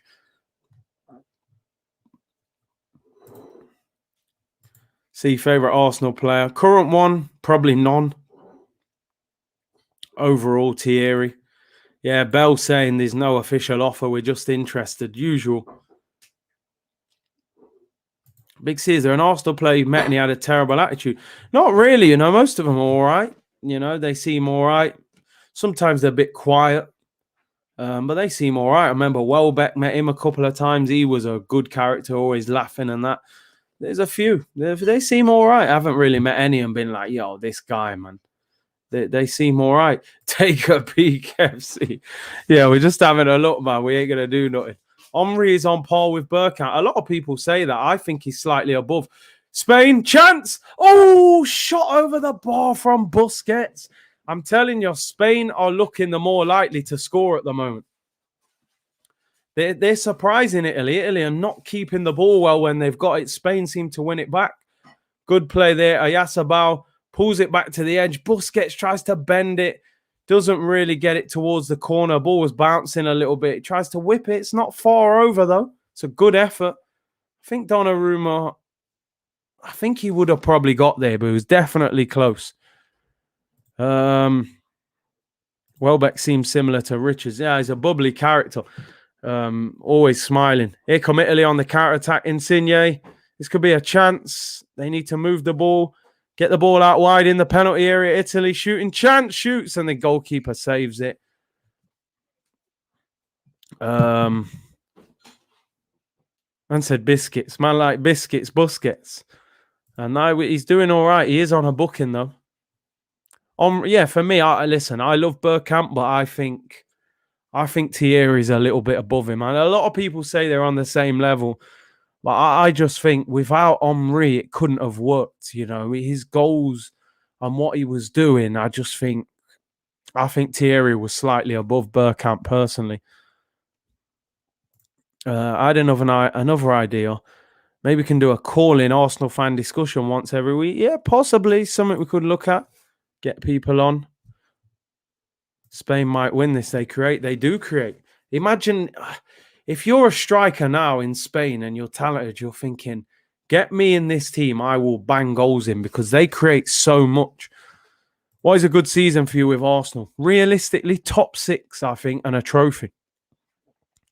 I think that's a realistic season for Arsenal. Finish top 6 and win a domestic trophy, or finish top 4, but we are going to have to spend to get that. With this current squad, with players like the players that we're signing at the moment, we are not good enough to get top 4. We're going to have to get better players in. At the end of the window, I'll tell you on what we've got. You know, I would like to see Arsenal get Champions League, but I don't think we've got the team for it right now. Spain, the better team. Italy look clueless. They don't look like they know how to deal with Spain having so much of the ball. It's hard to play against a team who's dominating possession and just be patient. It takes a lot to do that. Mourinho's teams often have done that, just given up possession and said, listen, we don't care how much possession you have. When we get the ball, we're going to do bits. And it takes a lot of patience to do that. Spain on the ball again, definitely the dominant team. Expectation for Arteta. I'll be totally honest, Zach. If Arteta is not back sufficiently in this window, I don't think he'll be the Arsenal manager at Christmas. I genuinely don't. Because the fans, you know, they're saying now 60,000 fans, they're not going to put up with the football that we saw last year. They're just not going to accept it. Listen, for me right now, top 4 would be a great season for Arsenal. You know, I don't see how we get top 4 at the moment with this squad. Listen, I know we're going to sign players, but we need to sign significant players who really improve our team. So I don't know. I'm worried at the moment. I got to be honest. Remember when Kroenke was at the AGM? He said we'd overachieve by winning the FA Cup plus the Charity Shield. That tells you everything, Tim. That tells you everything. You know, they don't have that expectation for us to go and get top 4. Top 4 costs money, bro. And Arsenal aren't going to spend it, in my opinion. MO7, he defo ain't going to get backed. Who was the last manager who got backed? If at times Wenger wasn't backed, how is this guy going to get backed, you know? Here come Italy. Ball in, cleared by the Spain defence. South London's finest. How Arsenal are looking now, even with the dog kisser and the Congo, we're looking at finishing off worse. Yeah, like, listen, they may be good, but I don't see how they improve us at this moment. Spain, chance. Oh, it's blocked. He should have passed it. These two guys, to me, are just squad players at the moment. I don't see how they make us much, much better. Yeah, I'm not excited. There's nothing to be excited about with this Arsenal team, you know? Yeah, get the likes up, people. Get the likes up. Subscribe if you haven't already. And make sure you remember, if you haven't already, download OneFootball. Link is in the description below. Brilliant app. For me, one of the best football apps. And I'm not just saying that because they're sponsoring the channel. It is a genuinely quality app. So big up to them for their support. We are 57 minutes into this game. It's not a great game. Both teams looking to score, but not creating too much. More squad fodder, man. More squad fodder, as I call a few players in this Arsenal squad. Harris King, Crypto Entertainment. England beat both of these teams light work. I wouldn't say light work, Harris, but I think they can beat them. But I've been impressed with Spain. I really have. The way they've kept the ball and frustrated this Italian team. Oyarzabal shoots. Oh, straight at the keeper. Donnarumma catches it. Look, it was straight at him. OneFootball is quality, 100%. Was there a sell-on clause with Guendouzi? Because can see him going for big dough in a couple of years. I don't think there was even an obligation to buy him, so I don't think there will be a sell-on clause. Our owner was hiring weak board staff. This will happen, I worry, as an Arsenal fan. Here come Italy on the attack. Immobile just hasn't got the pace. And he gets bullied out a ball that... Do you know what? Spain... Well, I was just about to big Spain up and they give the ball away, but then Italy give the ball away. Spain, to me, look the team at the moment that look like they can get through. I think You look at the players they got on the bench: Moreno, Traore, Rodri. They got options. I'd be bringing on Traore with that pace. MO7, bro. I thought there was an obligation. Marseille's official page tweeted that it's an option to buy. I couldn't believe it. I brought it up on screen on the earlier tweet. It was crazy. Curtis Ate Olmo at Arsenal. I honestly did not know that guy played for Leipzig. I thought he played in Spain. He looks a good player. Very good player. Apparently, they value him at 40 million. Might be more after this. You should make a video about how you make money from YouTube and tips for new people. Bro, do you know what it is? I wouldn't consider myself a YouTube expert at all. So, I don't know if I'm at that stage to start advising you. Listen, I can give people bits and bobs of advice. I'm still learning myself. Immobile could have been in again, hasn't got the pace. Here's Chiesa into the penalty area. Right foot, he scored! Italiano! The Azzurri are in front. It is Chiesa. It's a fantastic goal. Italy lead. What a goal. Federico Chiesa. Federico Chiesa. Federico Chiesa. 1-0 to the Azzurri. What a finish. Bends it into the far corner. That is a fantastic goal. Wow. Wow. Golazo! Brilliant finish. Absolutely brilliant. The ball was whipped in by Alba. Donnarumma runs to the edge of the penalty area and says, let's go. Rolls it out. They're on the break. Brilliant ball round the corner. Immobile didn't have the pace. Chiesa gets it. Oh, what a finish. Steps inside 2 defenders and bends it into the corner. Just like his dad, Enrico Chiesa, was it? His dad? What a baller he was. I don't know if I've got his dad's name right. I'm sure it was Enrico. But what a finish. Bends it into that far corner. And Eric Garcia doesn't get close enough to block the shot. Oh, what a goal. There's the moment. Mancini, man. You could argue that Mancini is the best manager in this tournament. Chiesa, look at that. The Italians have got that side of Wembley packed out. He was going to take his shirt off. Then he realized the yellow card. R1 circle finesse. FIFA settings, people. What a finish. De Gea would have saved that. I definitely don't rate this Simon. He's not a top keeper, man. Chiesa's a baller. He's good. Oh, man. What a great moment. Great finish.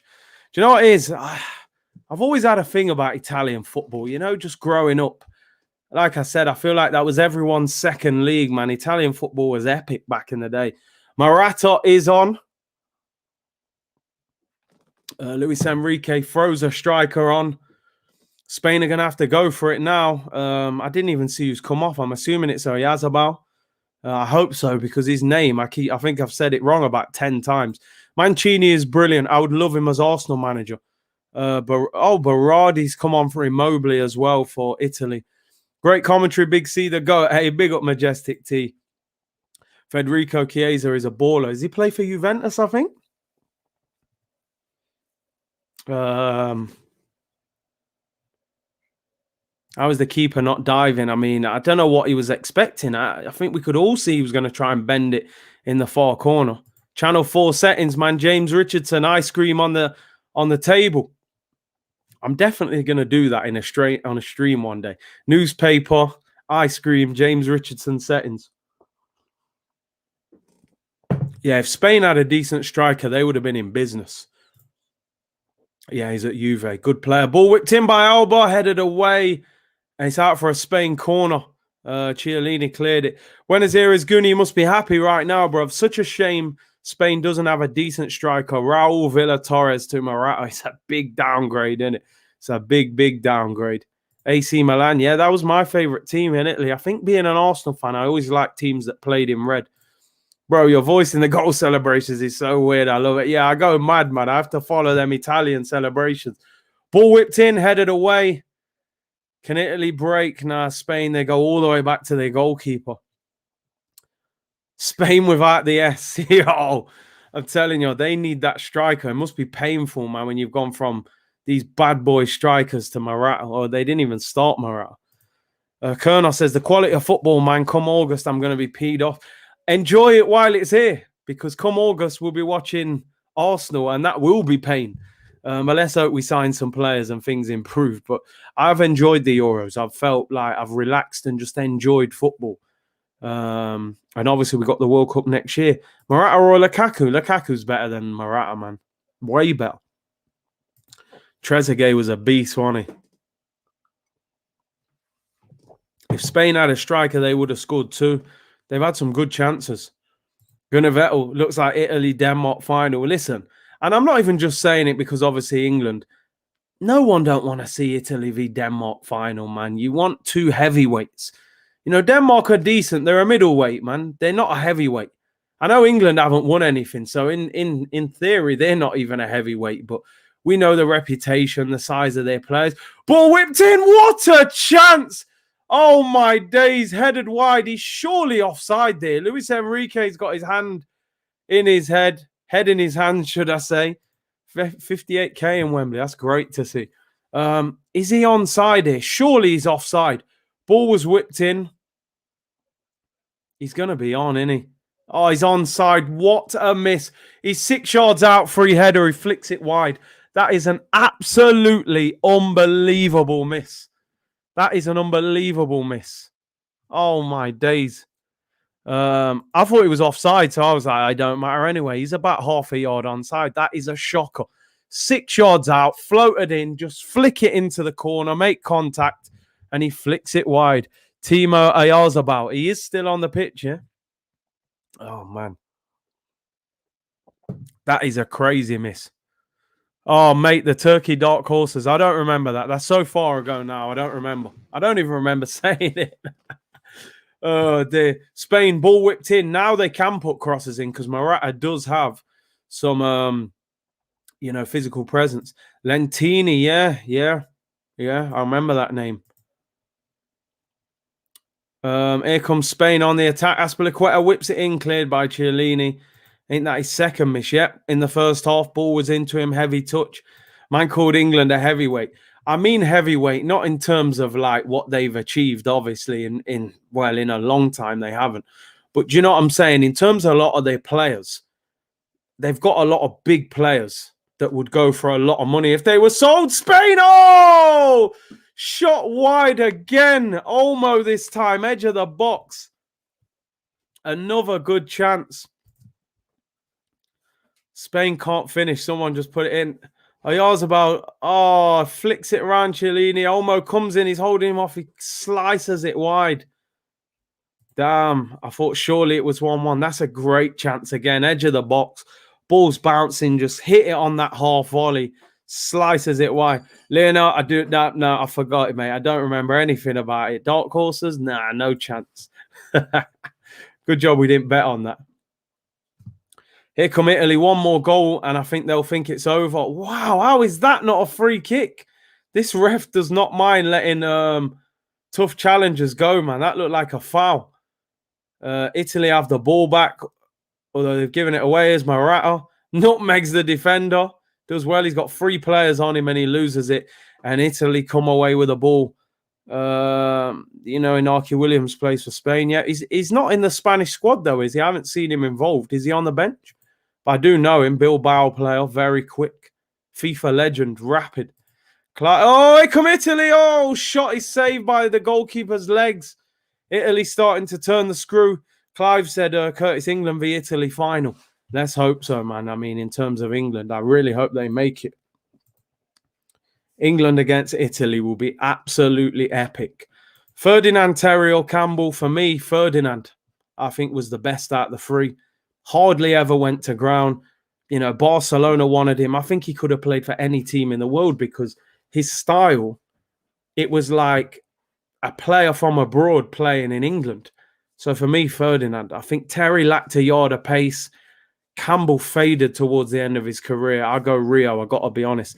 And Rio was a top centre-back for a long time. You know, West Ham, Leeds, United. I think Rio personally was the best. Mancini, drill sergeant. Listen, Mancini deserves a lot of credit. He got that whole Manchester City project going, you know? Mancini to Arsenal, here we go. Yeah, listen, do you know the celebration you would see from me if that happened? Ferdinand Easy used to play midfield. He was unreal. Ferdinand getting bounced by Bellamy. I remember that. Tried to scoop it over his head and then got outpaced. It happens, man. Back end of his career, his pace had gone. He got rinsed. Adams or Ferdinand? That's a tough one, you know. Adams was the better lead or captain. Adams was immense at Arsenal. He was immense. What he stood for at Arsenal and England captain as well. I would say Rio was more of a modern day centre back. In that day and age there, you would take Tony Adams, you know. He's got a statue. He's not no joke. So I'll go Big Tone. But Ferdinand, for me, one of the best centre-backs I've seen. I got to be honest. Ferdinand better on the ball. I think Adams' just reading of the game was phenomenal. He wasn't even that quick, really. I remember the fan threw the coin at Rio, bust his eye. I think that was at Man City. Man was celebrating in front of the fans. Man just went, yo, give me that pound coin. Bang! Take that, cut the man's eye open. Who is on? Rodri is on for Koke. Similar kind of player, innit? Keep the ball. Ferdinand had stature. Listen, I would say Adams for the leadership. But I think Ferdinand. Listen, do you know what? No, I'm going to be real. Adams was the better leader. I think Ferdinand is the best English centre-back I've seen. I'm going to be honest. And that sounds very bad on Tony Adams. I think Tony Adams is the ultimate leader. But I think Ferdinand was an unbelievable defender. He would get in any team in the world, in my opinion, because of what he could do on the ball. Van Dijk is almost like the evolution of Rio Ferdinand. He's won everything as well at club level. You know, I got to be real. Like, you know me, I'm not a guy to be biased just because of Arsenal. Listen, I know he had Vidic next to him, but he didn't have Vidic the whole time, you know, and he had and he was quality at Leeds. I think they got Champions League semi-final at Leeds, you know. Ferdinand's a serious baller, man. I got to keep it 100. Obviously, Tony Adams is. Man said, what about Slabhead?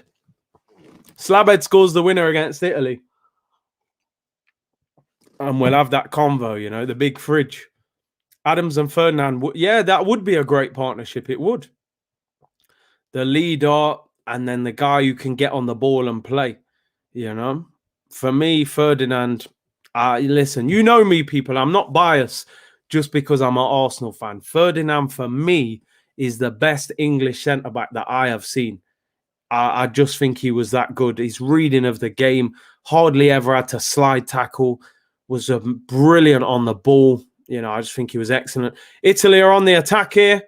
They got players forward. Spain. Oh, and does it go out for a corner? I think that may have gone out for a corner to Italy. Curtis is a Nottingham guy. What do you think of Des Walker? Des, in his early days or mid-20s at Forest, he was a beast. You'll never beat Des Walker. He was quality, man. Very good defender at Forest. Holding and Mustafi. Oh, man, that says it all, mate. Says it all. We've gone from like Tony Adams, Sol Campbell to Rob Holding, you know. Kolasinac or Ashley Cole. Mate, a piece of Cole is probably better than Kolasinac, to be fair. Never mind Ashley Cole. Buy a Shaw TV. Bro, I've been fair there, man. I've been fair there. I'm being real, you know. I'm being real. I think Ferdinand's the best English centre-back I've seen. That's me being real. That's not bias, you know. Italy play beautiful football. They do. They've managed to kind of, even though Spain have dominated the ball. Oh, my days. Donnarumma nearly gave the ball straight to Morata. Spain have had the patience on the ball, but then they've missed those chances. Italy have sort of said, listen, you're going to dominate the ball, but you're not going to score with that front line. And Italy have hit them on the counter-attack. Des Walker was rapid. He was good. Kolasinac is a better bodyguard. You're not wrong there. Jesus, we've had some shocking centre-backs. We still got some shocking ones. Mr. Wilson, Paul McGraw's the best centre-back I ever saw play. I heard a lot about him. I saw video clips of him and stuff. He looked immense. But honestly, you know, I didn't see enough of him, so I can't make the judgment. Ashley Cole, the best English defender I've watched. It's an argument. He's definitely the best fullback I think we've had in our generation. English. Couple of changes for Italy. Emerson comes off. Raphael Toldi comes on. And I'm not sure who's the other sub. Verratti comes off. I didn't see who came on. Robbie Fowler was serious. Man said he liked a lemonade. Yeah, that's where's Locatelli at? Get linked with Arsenal. You don't get on the pitch, bro. Robbie Fowler was serious. Robbie Fowler was serious. One of my favourite strikers when I was young in the Prem. Left-footed. Crazy. Absolutely mad. Captain K said, yeah, again, the best stream on YouTube. Bring on England v Denmark, bro. It's gonna... Scenes FC is actually back for tomorrow. I'm going to be going crazy. And my neighbour is actually on holiday at the moment. So the noise can go wherever it needs to go, you know? It's serious tomorrow. One of the biggest games in English football history tomorrow. If they make that final, you know, anything can happen.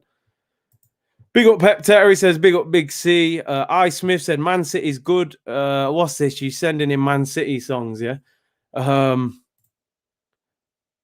Broad said, Robbie Fowler was wavy, but that Robbie Lyle, he's unbelievable. The evolution of the Robbie, yeah? Robbie Fowler to Robbie Lyle. Jamal said we will win tomorrow. I think we'll beat Denmark. I think it'll be tight because they've got that spirit. They're playing good football. They scored goals. They battered Wales. They moved the ball well, but I do think England will beat Denmark tomorrow. Chris says, what's cracking, Curtis, lad? It's coming home. Sweet Caroline. Yo, it's all going off tomorrow, I'm telling you. It is all going off. I think England beat Denmark tomorrow. I really do. I think England beat them and get to the final. Italy v England final would be epic. How good was Vidic? He was a beast. He was a beast. But I think Ferdinand, they helped each other. They helped each other. One read the game immensely. One was an animal. A dirty animal as well. Proper dirty player, Vidic was. Pud said, Denmark have the spirit. England have the quality. Yeah, I hear you on that. I think England are better than Denmark. If they play well, I think they'll beat them. But the pressure's on. Broad said, no matter what happens, Denmark can hold their heads high. I think they became like everyone's second team. Because everyone was so devastated by what had happened. But England have to come away from the emotion and go to work, man. You know, go to work. Ooh, who's the best? Ramos, Chiellini or Thiago Silva? That's a tough one because... Oh, Spain could be in. Morata, tight angle. Pulls it back, goes out for a corner. The best of those three. And just as I say that, it's Bonucci, in fact. I've always been a big fan of Ramos. I don't think he's as good as like an out-and-out defender as Chiellini, but I love Sergio Ramos. He's just something else. I love the guy, man. He's so like... He's just one of them players you'd love to have him in your team. He's a winner. He's a leader. I love Ramos. So good on the ball. The man scores free kicks and penalties. Like, I got to go Ramos, man. Mer said, I like Thiago the best. Most of you saying Ramos, though. No discussion. Ramos, Chiellini, Silva. Ramos, I just think, is supreme. Who hates Ramos? He's just quite... Probably only Barcelona fans hate Ramos. What would be your England team tomorrow? Honestly, I would pick a... Well, do you know what? Now you've said that, I'm thinking. I would pick the same team that played against Italy. Do you know what? And I'm not just being biased. The only one I would potentially change is Sancho for Saka. And I'm not even certain I would change it, but that's the only one I would think about. I'd leave it alone. Like... Don't get me wrong, there's a bit of a debate. I thought Henderson come in the other day and did well, but I would just leave it and go with the consistency. Play Pickford in goal, Walker and Shaw fullback, leave Maguire and Stones. I'm not a big fan of Rice and Phillips, but I think they've created a very good partnership there. Play Mount in the 10 for the energy, and then play Sterling... It's interesting. I thought, see, some of you got different things here. I thought Sancho had an okay game with some good moments. I didn't think he was great. I didn't think he was bad. But I almost feel like Saka brought better balance to Kyle Walker because Saka cuts inside on his left foot, Kyle Walker goes on the overlap. Where Sancho, I don't think works as hard defensively as Saka. I would possibly bring Saka in for Sancho, if I'm being honest. Broad said Sancho got to play. We'll have to see. Yeah, and Walker was having a stinker as well. Is that coincidence? I don't know. Wasn't getting as much help, so was getting exposed a little bit. Southgate, you're the one. Football's coming home again. Come on! I can't wait for tomorrow. I'm actually so excited for that game. Mount is the English Wijnaldum. He's one of them guys who just runs, fam. Do you know what I mean? Saka is fit. He's trained the last 2 days. I would bring Saka back in for Sancho. I just think it gave us better balance with Kyle Walker. Oh, chance for Italy here. They could finish it off. Oh, shot straight at the keeper. 11 minutes to go. Pud said Southgate said Saka was the only player he specifically instructed to play his club football game. Interesting. I didn't even hear him say that. Scenes FC, if we win tomorrow, bro, I'll be celebrating long into the night. Yeah, Broads, you're right. Tim, bring your A game tomorrow, mate. I need live updates from the ground. Here comes Spain. Elmo finds Morata! Morata has equalised for Spain! España! Sí! Alvaro Morata! What a finish! Alvaro Morata! Alvaro Morata! Alvaro Morata! España! Goal! Morata! 1-1! Unbelievable! The guy who's been missing chances all tournament. He said he received death threats earlier in this tournament for not finishing his chances. Great little 1-2 with Almo. What a player this kid is, by the way. Morata left foot just slots it into the bottom corner. Oh, he sits him down. What a finish, composure. Fantastic goal.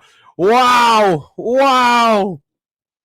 Luis Enrique looks like his veins going to explode. Morata sliding off, giving it the... Yo, Morata, you know. Jeez. 1-1. I'm telling you. No, I'm happy for him, man. Strikers Union, man. I feel for him. Look at him. Man ran over to the camera. Puta! I feel for him. Strikers Union, man. Strikers, they show up every week. You know, they take all the criticism. The guy, you can see he works his socks off. He's got a good agent, to be fair, because how this guy has been Real Madrid, Juventus, Chelsea, Atletico Madrid, I will never know. But, geez, that Olmo is a baller. And Spain on the attack again. They've been the better team, in my opinion. Italy have created a few chances, but Spain have dominated the ball. Ball whipped it. It's a corner to Spain. Wow. 9 minutes to go. How the tables have turned. Wow. Unbelievable. Absolutely incredible. Can Spain take it away from Italy?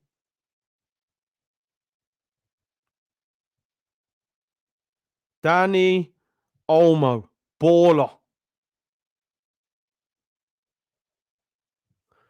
Corner whipped in. Oh, goes over everyone. Is that another corner? Busquets went for it.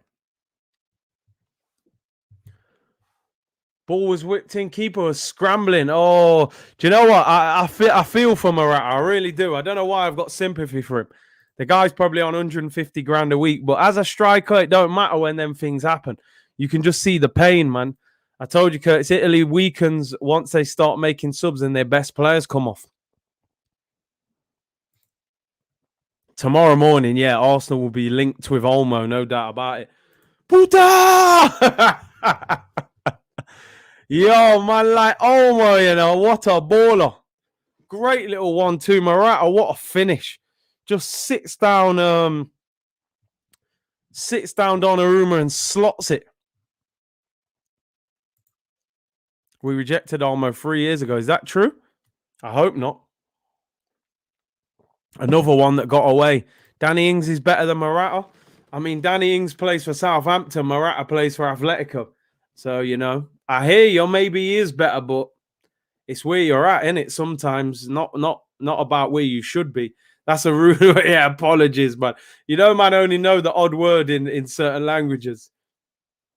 Listen, the clubs will all be linked with Olmo now, especially if he's at Leipzig. That's a club where you can get players if you pay the right money. Oil up Traore and get him on, bro. Olmo and Traore out wide. It's mad. I bet he loses the ball too much and they go mad. Morata in the penalty area, crossing position. Lays it off edge of the box. Oh, shot over by Gerard Moreno. I didn't even know he'd come on. They got 2 strikers on the pitch. Mr. Wilson, linked to Arsenal tomorrow, signed by Villa on Friday. Yeah, pretty much. Pretty much, bro. Danny almost. Almost scored. Italy making more subs. I think this will be their 4th and 5th subs. And Locatelli on his way on, and Belotti as well. Let's see what Locatelli's about. You know what? I'm not even interested in what he's about now if we're not getting him anyway. Traore has almost no ball control. Yeah, that's what I'm saying. He probably loses the ball too much for these. Yeah, it could be extra time. I have to admit the game's got a little bit more lively, so I don't mind. It has been enjoyable. And Insigne gets brought off. I'm surprised at that. Locatelli is on. Pud said internationals are dangerous for players looking elite, though. Remember Joel Campbell at the 2014 World Cup? It's true. You can get caught up on players.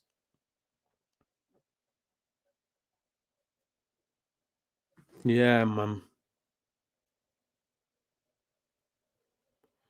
Strikers Union. Happy to see Morata score.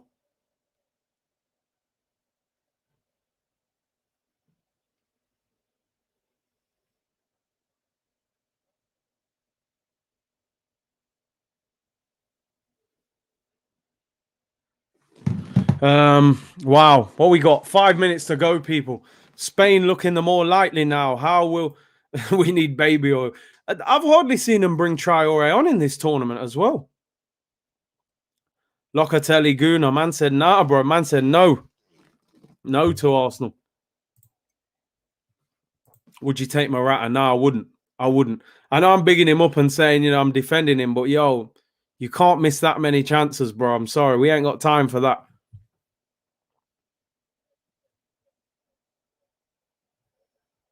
I wouldn't fear any of these in the final. Great chat. I think England can beat both of them, but they have to show up. But what I will say, both of these teams have got enough to expose England if they don't show up, Locatelli spotted in London.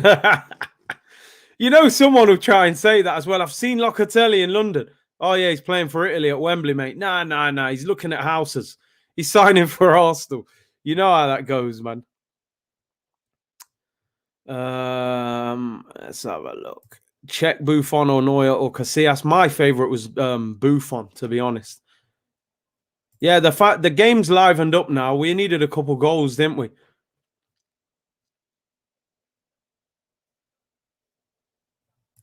That comment from the earlier stream of Locatelli and the Arteta in phone call was so comedy. I want to send that brother some cash for the laugh.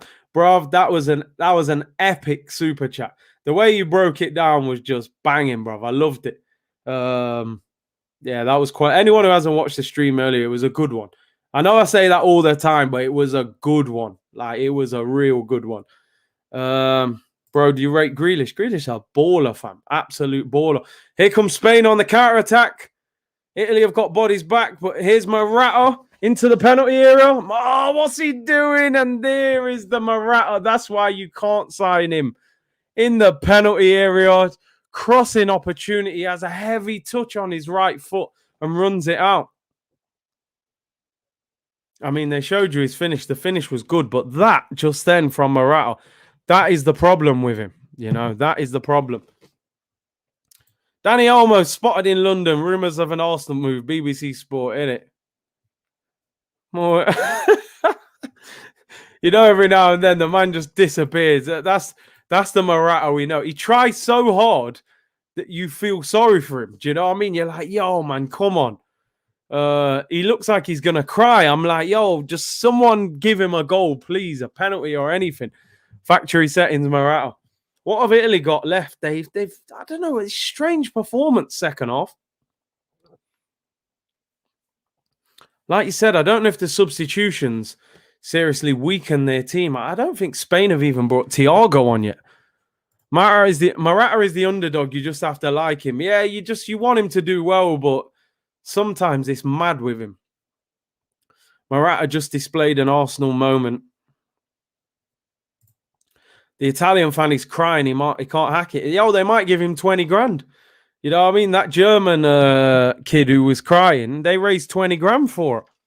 You know, just because they felt sorry for it. Morata put himself back in his place. Man said, "Yo, what do you think you're doing, scoring goals? You know, get back to normal." And man just went back to it straight away, man. Heavy touch. Don't feel sorry for Morata. He's robbed a living. But the thing is, this is what I'm saying about youth football. I bet this guy was banging goals in at youth level at Madrid. You know, Morata makes me laugh. He's a try-hard. I give him that. He never stops trying. Travel agent Edu already asking for Morata's phone number. Yeah, Arsenal probably try and buy Morata. Do you know what I mean? Here comes Spain, 89th minute. Can they win this game? It's hanging in the balance. It really is.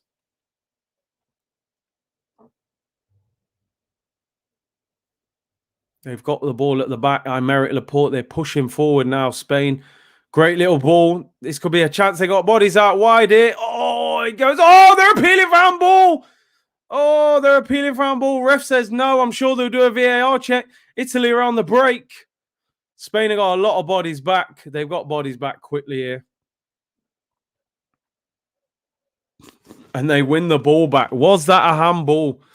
Lionel said, I have a friend just like Morata that plays forward in my team. I give him beautiful through balls and he can't finish one-on-one. Shocking. But gives us those late game winners. You just feel sorry for him in the end, innit? Has he got Eddie's number, though? Yeah, he needs it to get him out.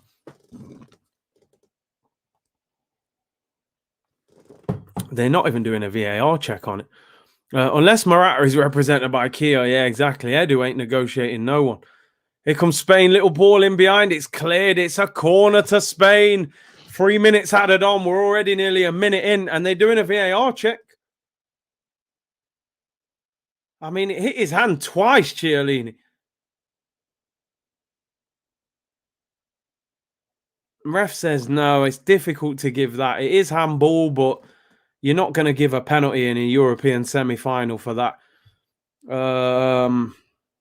Handle, but it wasn't given. Corner whipped in for Spain, headed away at the near post, comes out. Can Spain recycle and get it back in? They go all the way back again to the goalkeeper. Spanish Bentner equals Morata. VAR or no VAR. Listen, I don't think you can give a penalty for that under these circumstances, but it was handball, but nothing. It wasn't intentional. Spain on ball over the top, and this looks like it could go to extra time. Donnarumma is taking his time now. Oh, it's a silly free kick, man. Kroenke signed Edu when he visited the travel lodge near the Emirates because he felt sorry for it. Here come Italy. Oh, ball over hit. Goes into the goalkeeper's hands of Spain. Yeah, man. Travel lodge settings, man. Here's Busquets. Minute to go. This could be the last opportunity for Spain. James said, can't see us beating either of these if we beat Denmark. I think we can. I think Spain have been good, but I wouldn't be scared of either one of them. Ball whipped in for Italy. Over hit. And he's offside.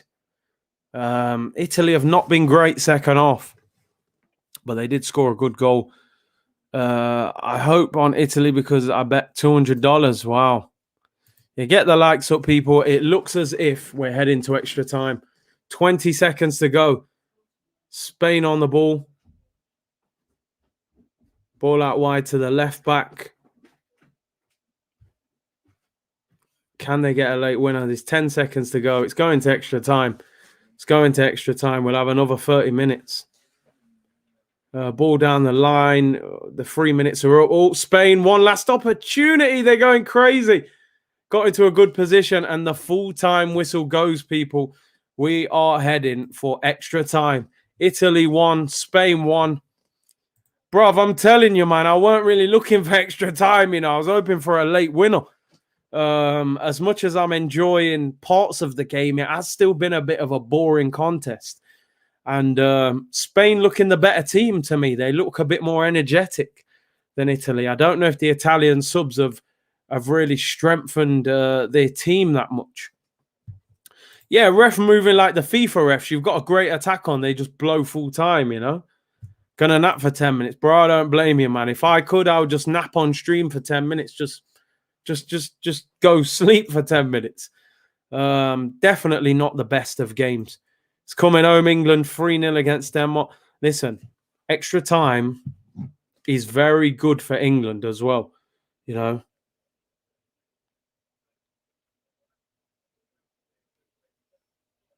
Extra time could be very good for England if they make the final. Both teams will be tired. I'm telling you. Even the fact it's going to extra time is good for England. Q&A for 30 minutes. I'm telling you, man, I'm actually shattered watching this. Do you know what I mean? It hasn't been the best of games. Man said, sub Fran on and take a nap. Bro, you busy, mate? Do you want to make a stream comeback? I'll go off for 10 minutes. I need someone to come on and do the little breaks, I need to pass it over to an analyst, analyze the game for 10 minutes, then send it back to me. Jashar says, great background, bro. Big up, bro. I've been trying to work on backgrounds and stuff for the games, make it look a bit better. Just realized that Thiago isn't even playing. Surely they bring him on for extra time. Are England already in the final, or do they have the match tomorrow? Listen, like I said, I'm not taking anything away from Denmark. That will be a difficult game tomorrow. And England can lose if they're not at it.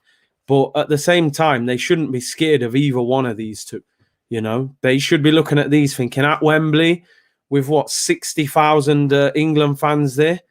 They should be looking at. And now, like I said, both these teams are going to extra time. Tired legs on the weekend if England do make it. Jashar, was that it? Yeah, Locatelli, do you have Champions League? Mikel Arteta, no. Locatelli, do you have Europa League? Mikel Arteta, no. Locatelli, sorry, I don't want to play in the Conference League. Mikel Arteta, that's a relief. We're not even in that. Hello, are you still there? That was an epic one, man. That was top quality, that was, man. Broad said, return of the Broads, maybe we should one day. Yeah, man, get back on your channel, man. What a finish. It was a great finish from Chiesa. Bent in the far corner. 30 more minutes. Yeah. 30 more minutes to go. And let's see how this game goes. Italy look the better team at the moment, I got to be honest.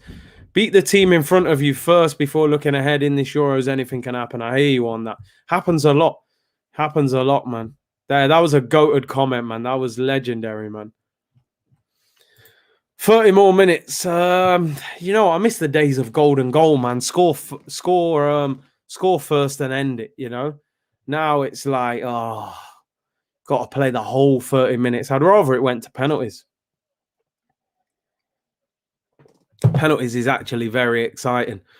Don't forget, people, for anyone who's just joined, One Football, link in the description below, completely free app, brilliant football app, and big up to them for all their support throughout the season and the Euros. And we got, plans to do work beyond. Great app. Go and download it for all your latest transfer news and team news. 30 more minutes. Who is going to win this game? Yeah, golden goal was epic, man. I think, didn't France score a golden goal?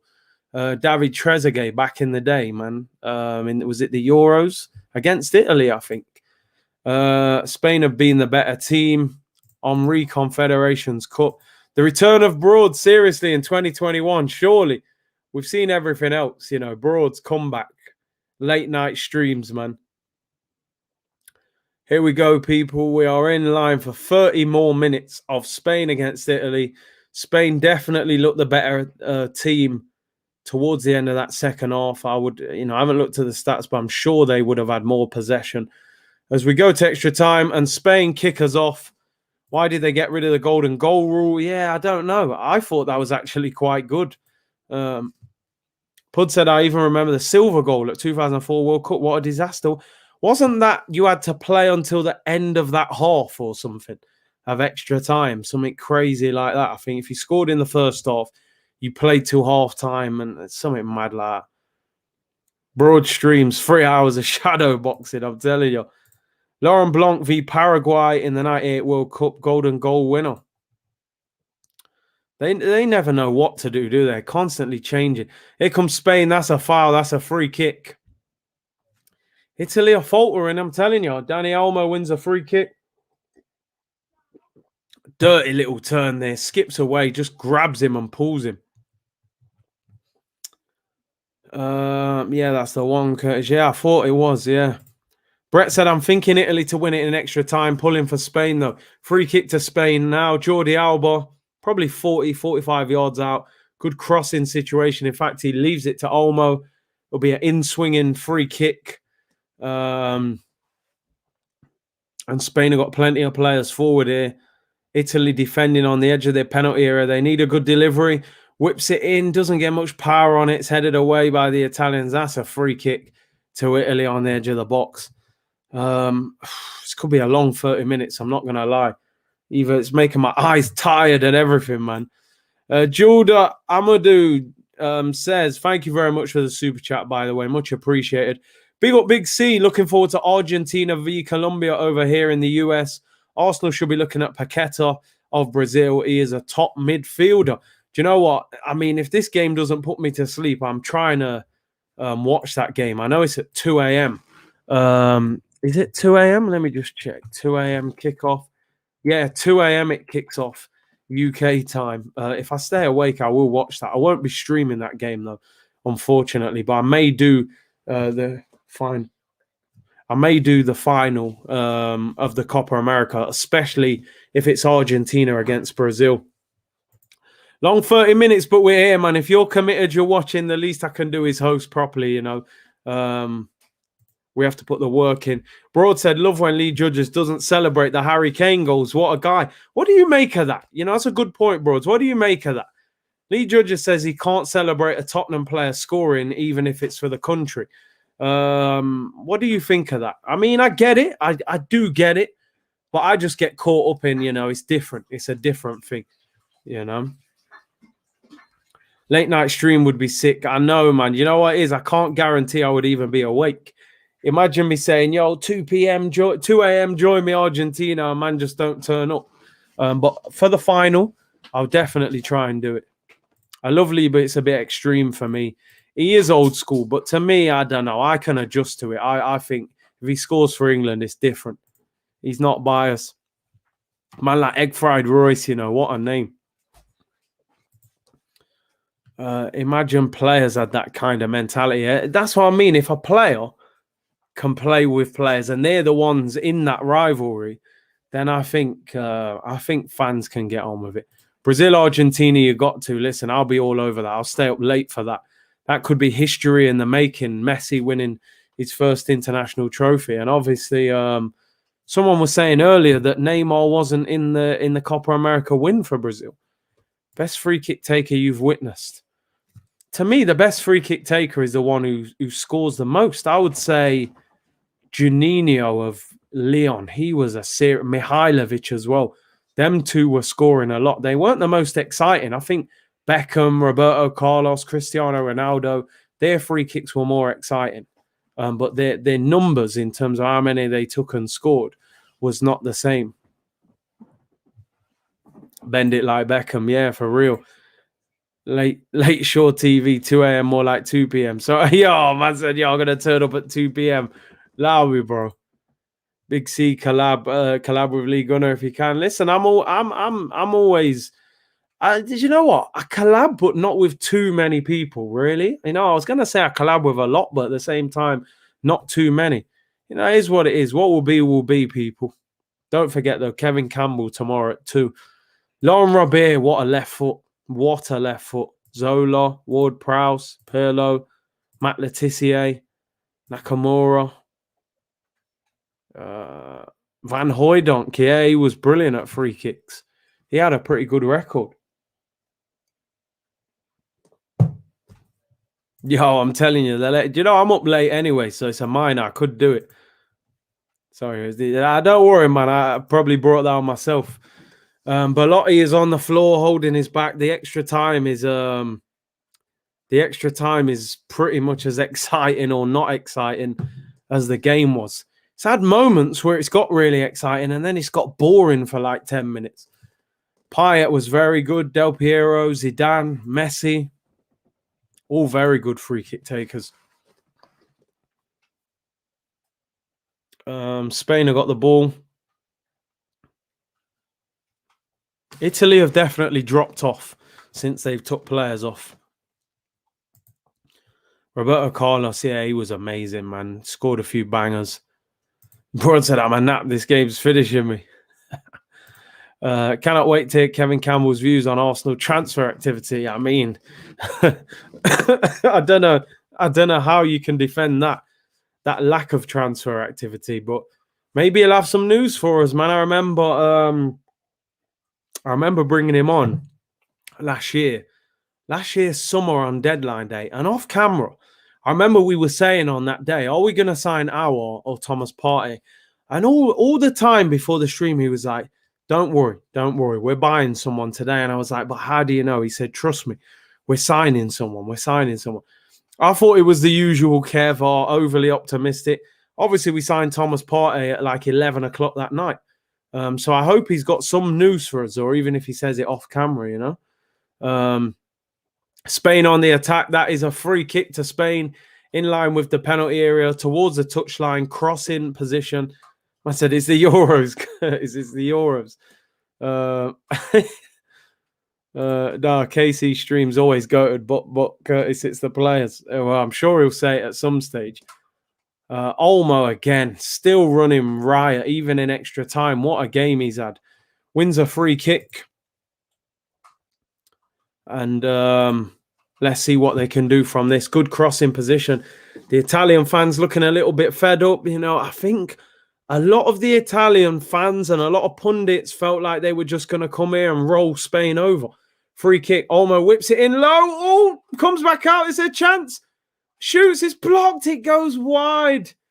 That is a chance. It was like pinball in there, bouncing everywhere. Morata's appealing for a corner.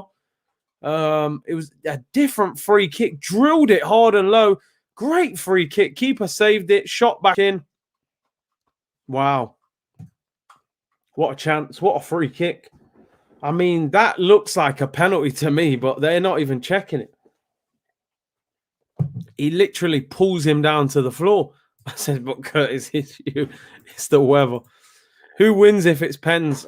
It's always hard on pens. I mean, I'm looking. Donnarumma's massive, so I would always maybe favour Italy, but then I don't know too much about this Spanish keeper. Maybe he's very good at saving penalties. Ali Arsenal said, I need penalties. Olmo for 30 million, Sabitzer for 15 makes too much sense when Ben White is 50 million just by himself. The Arsenal way, man, if it makes sense, Arsenal won't do it. Is Kev employed by the club?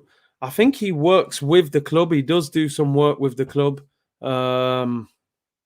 So, yeah, I think he has connections with Arsenal. Donnarumma is a great keeper, of course. Just signed for PSG on a free transfer on massive wages. Mino Raiola sorted that deal out. Edu, just pay the 40 million and get Olmo. Creative midfielder, problem solved. Yeah, mate, we'll spend it on someone else, you know. How are you friends with Kev? Just through the Arsenal scene, and obviously, you know, being a Nottingham boy, he was at Nottingham Forest, all things like that. AFTV was involved in as well, and, you know, just seeing him around at Arsenal games and stuff. It's getting heated now. I really don't know which way it's going. Listen, I think Spain are the more likely to score. When they attack, I mean, Olmo again is fouled and wins another free kick. Mr. Ben White, £50 million. Tickle me Elmo. Cosmo said, who won? 1-1 extra time, bro. We're still going. Edu will only sign him if he's got a release clause or his agent is key, or pretty much that's all. They're the only circumstances he can work under. Prince Teddy said England fans at Wembley singing "Football's Coming Home" during Italy v Spain. That's crazy. I've got the volume turned down so I can't hear it, but I know there will be some England fans there. I think there was tickets still available for this game. Tickets were about £300 for this game. But like I said, that England game against Denmark tomorrow, I think, is about £600 a ticket, which is just crazy, the amount of money they'll make.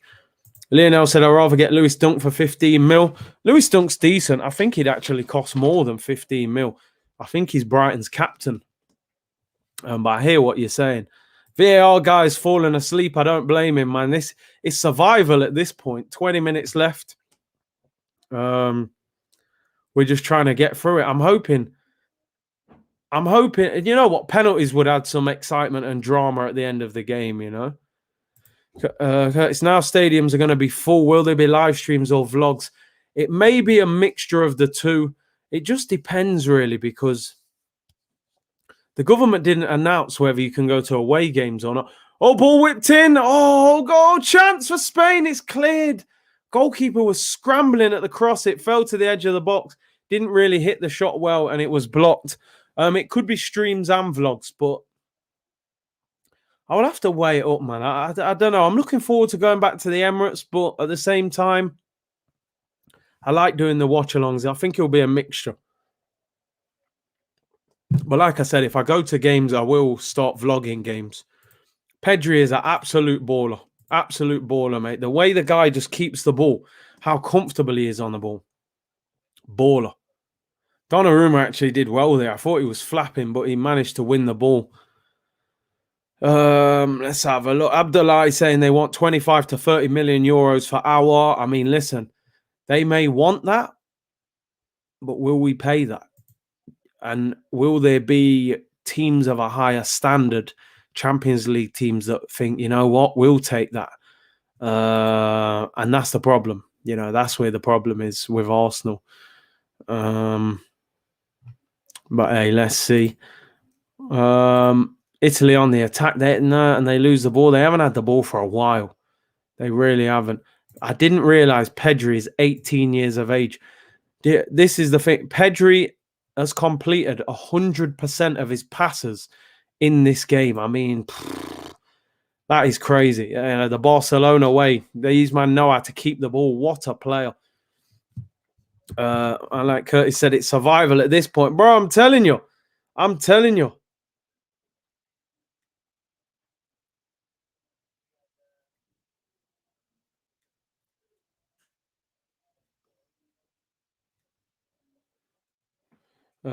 Yeah, Pedri, 100% pass completion in the game. Big up Amari. Thank you for the super chat. Big C, how do you see Arsenal's season if you don't sign any more players? Also, top-notch content. First of all, thank you for the compliment on the channel. And Arsenal, listen, if Arsenal don't sign any players, they could finish lower than last season. I'll be honest. Obviously, they will sign players, and it depends on the quality of the players that they bring in.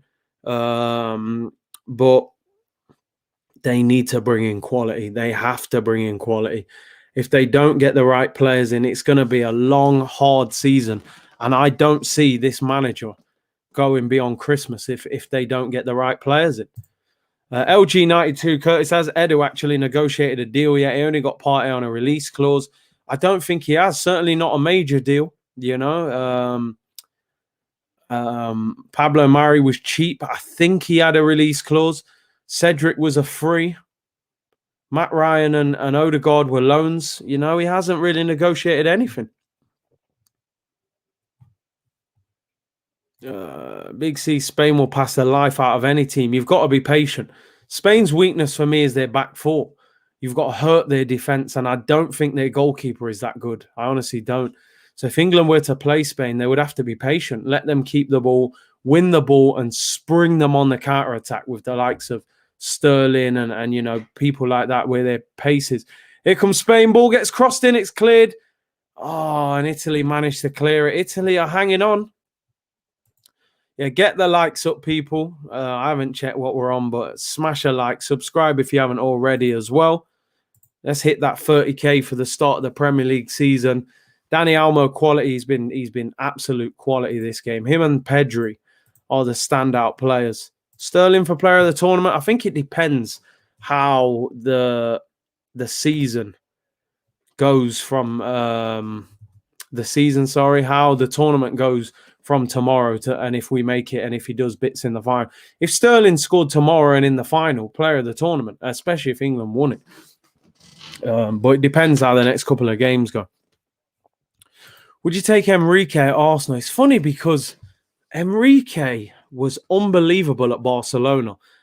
He went to Roma, did okay, and he sort of got that thing thrown at him that, he only did well because he was at Barca and he had Neymar. It's difficult. It's like Zidane as well. Had so much success at Madrid, but people still don't rate him because they go, well, he couldn't do that anywhere else. I don't know. I like Luis Enrique. I do. I think he plays good football, so I would give him an opportunity. I'd certainly take him over the guy we've got. Cronke out said, I remember Arteta wanted Pedri on loan. The guy is a baller. Carl said, Spain is an absolute joy to watch. I agree. The way they keep the ball, probably better than anybody else in the tournament. Amo said, no better time for England to win this tournament. No one to fear. I agree with you on that. I just think, like you said, the Torres, the Raul, and all those strikers, Diego Costa, they would have won this game already. But they just haven't on it. Guna Gossip TV, big up, said, how long have you done YouTube for? Nearly 2 years, I think. Or just 2 years, sorry. Just 2 years. But probably a year on a serious basis. The first year, I think sometimes I wasn't even making one video a week. You know, it's just whenever something big happened, I make a little 5-minute video. I wasn't streaming either. It was just pre-recorded 5-minute, 10-minute updates. So I'd say for the past year, I've took it a lot more serious. First year was just trial and error. Thiago, the Liverpool midfielder, comes on for Busquets for the last 15 minutes. Brandon said, Pedri, 18. My goodness, what a player. I didn't know he was that young. I honestly didn't know he was 18. He is an incredible player. Just another one on that machine at Barca, you know. Another Iniesta, Xavi, that kind of player. What's your thoughts on Pedri? Yeah, ridiculous player. I'll take anyone over Arteta. How does Thiago not play for Spain? I'm not sure. I think he's an amazing player. Mate, I think he takes a little bit more gambles on the ball, Thiago. Maybe he doesn't like that, Enrique. Enrique led Barca in that epic 6-5 against Unai Emery, who was in the other dressing room, you know, with PSG. England is doing really good. Yeah, listen, they've got 2 games to go. Colonel said, Curtis took me through the whole of last season for sure. Big up, bro. It was a roller coaster, man. It was an absolute roller coaster last season. And it wasn't a happy ending for Arsenal. Last 15 minutes of the game, people. Last 15. Can someone win it? Just for me, from a purely selfish point of view, for entertainment, if we go this far, let's go to penalties, you know. Let's go to penalties and have the excitement of penalties. A goal now wouldn't really, you know, when you get this far, let's get to pens, have that excitement and drama at the end. It's definitely not exciting when you're the player. Mikel the Cone, man, what a name, said, free Traore. He just doesn't even seem to bring him on. You know, why has he picked him? His pace. If you're a fullback for Italy now, you've just played, 90 minutes, 105 minutes. You do not want to see Traore coming on with greased up arms, you know, running like a madman against you. You just don't want to see it. But they don't use him. Roller coaster part 3 incoming. I can see it, yeah. Another year of Arteta. MSN equals Enrique. It's hard, isn't it? Is that the only reason that he did well because of them 3, or is he genuinely a top manager? It's tough to tell. Big up Curtis, just tuned in. Who's looking like the better team? Who would you prefer to play? I would still prefer to play Spain because I think we can damage their back 4. But Spain have been much the better team. Much the better team. They've dominated the ball. They've just lacked that striker. Although big up Morata, he got his goal. Bernardeschi comes on for Chiesa for Italy. Release the beast. Guna Gossip TV. How long would you give Arteta next season? Some fans say he should be given 10 games to see what he can do. I think if he started really bad after 10 games, if we'd lost 5 of them or something like that, I would get rid of him. But I don't think we can wait until Christmas, January. The season can be over if we don't get it right. So I would say 10 to 12 games. If we've had a really bad start, I don't think he'll make Christmas. I really don't. The fans in the stadium will turn on him. George said, I want this Dani Olmo at 10. He looks very good, man. What do you use for Greece? What does he use for Greece? I believe Traore uses baby oil. And they said it was a thing because at Wolves, he gets grabbed on his arms by so many defenders. They put baby oil on him so that when they try and grab his arms, it kind of slips off his arms. But a lot of fans, I called him a greased up turkey last season when he was playing against Arsenal with all his shiny arms and that. But no, he's dangerous. But Enrique doesn't seem to want to use him. 97 FIFA face default, FIFA pace. I think it's Pedri down with cramp. Nah, not Vaseline. That's too thick, man. Baby oil settings, bro. Thiago to deliver. Johnson & Johnson baby oil. Madness. I've never seen it in the Prem. Or anywhere, to be honest. To me, I think this is going to go to penalties. 12 minutes to go. Is that Pedri? Pedri is up. Is he saying, take me off? He's putting his arm up. He's not happy. I don't know if he's saying, take me off. James said, Curtis, your views on the players, Lokonga and Nuno Tavares. Listen, I don't know too much about them. Seen them a bit. I don't want to write them off and say they're bad. I don't want to hype them up and say they're really good. I think they're okay signings. They may surprise us. One of them may be really good. But at the moment, I'm not overly excited. I think they're squad players, Oh, it's Eric Garcia. Sorry, not Pedri. Yeah, former Manchester City player. Just signed for Barcelona. Yeah, I'll be here tomorrow. England v Denmark, people. 7:30. Lots of build-up. And like I said, 2 p.m. tomorrow for your Arsenal and Premier League stream featuring Kevin Campbell. He is back. Trust me, Traore isn't as quick as people think. Doku has that real pace. I think, sometimes there's a difference between like pace and acceleration. Traore, once he gets going, he is rapid. Where that Doku seems to get quick, very quick. Oh, here come Italy. Oh, there's a chance. It was blocked. Left-footed shot was blocked by the defender. Doku seems to have rapid acceleration as well, where he gets quick, very quick. Italy are in. They have scored. Oh, and the flag's up. He's offside. I was thinking, why is there no one around him? But yeah, he was offside. Put some baby oil on your arms next game, see if it helps. I'm telling you, man. But my pace ain't quite the same as Adama Traore, Maybe back in the day, but not now. Even back in the day, probably not. He is rapid, but used to be quite quick, to be fair. But I go with the baby oil, throw everyone off, make them think I'm rapid. Traore used to be mad skinny as a kid. If there is no, yeah. Do you know what? I've seen a few people saying he's bleached as well. Look at some of the old pictures of Traore, man. The complexion's changed, drastically, and the sizing, And he says he doesn't go gym. I'm sorry, you don't naturally get that big, at that age as well. But hey, it is what it is. Would you take Olmo at Arsenal? Yeah, he looks.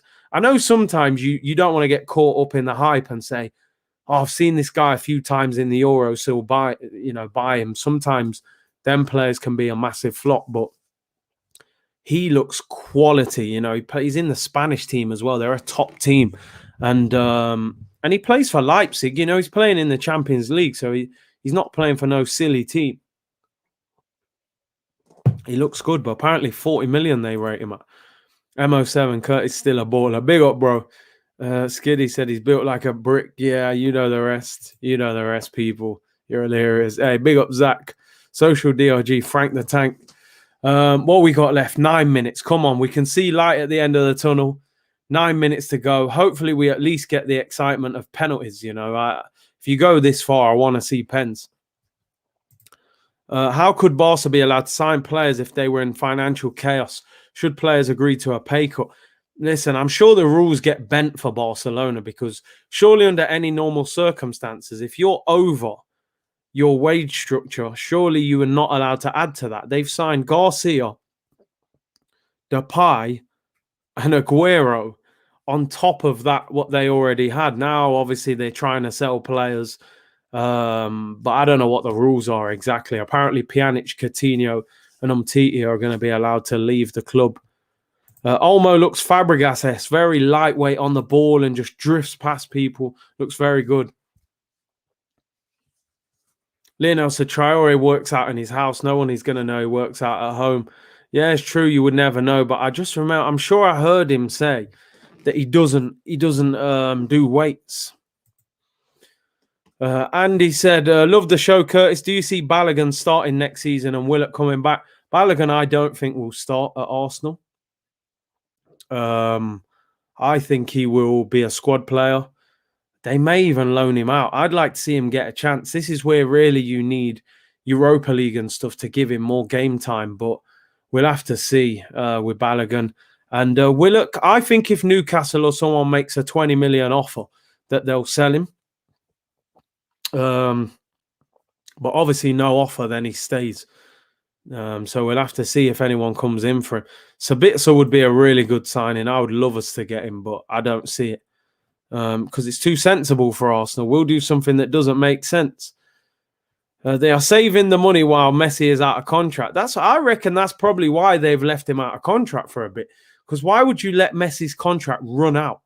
They might say, listen, man, we're paying you 500 grand a week. We need a month of no Messi on the wage bill to save 2 million, you know?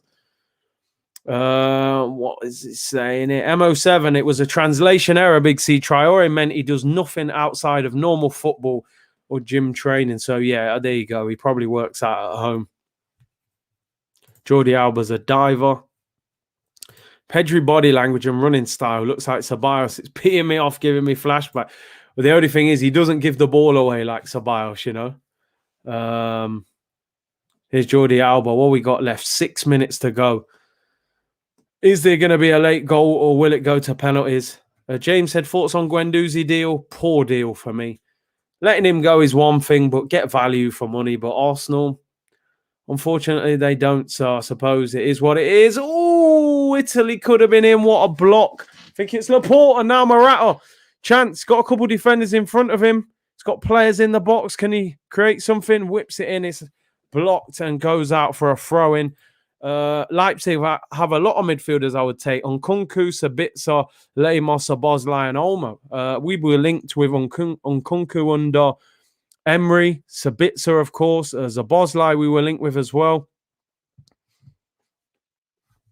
AB says, big up, mate. Big up, man. Akeem said, Ceballos, one of the worst loan signings that got loads of chances. Yeah, the rest of them, they hardly played, the Denis Suarez and that. But this guy is just frustrating. He got worse. I think he actually got worse the longer he stayed at the club. He wasn't too bad the first season. And he just was dreadful last season.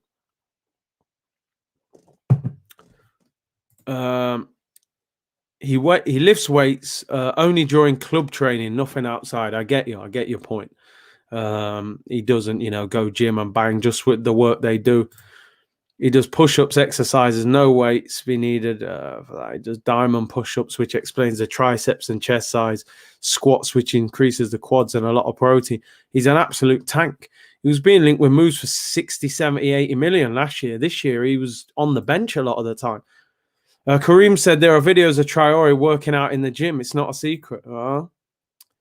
Matthias Pereira, West Brom, or Maddison, who would you take?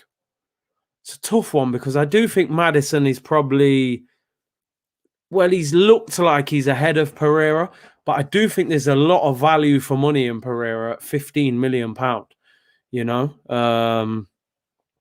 where Maddison will probably cost 60.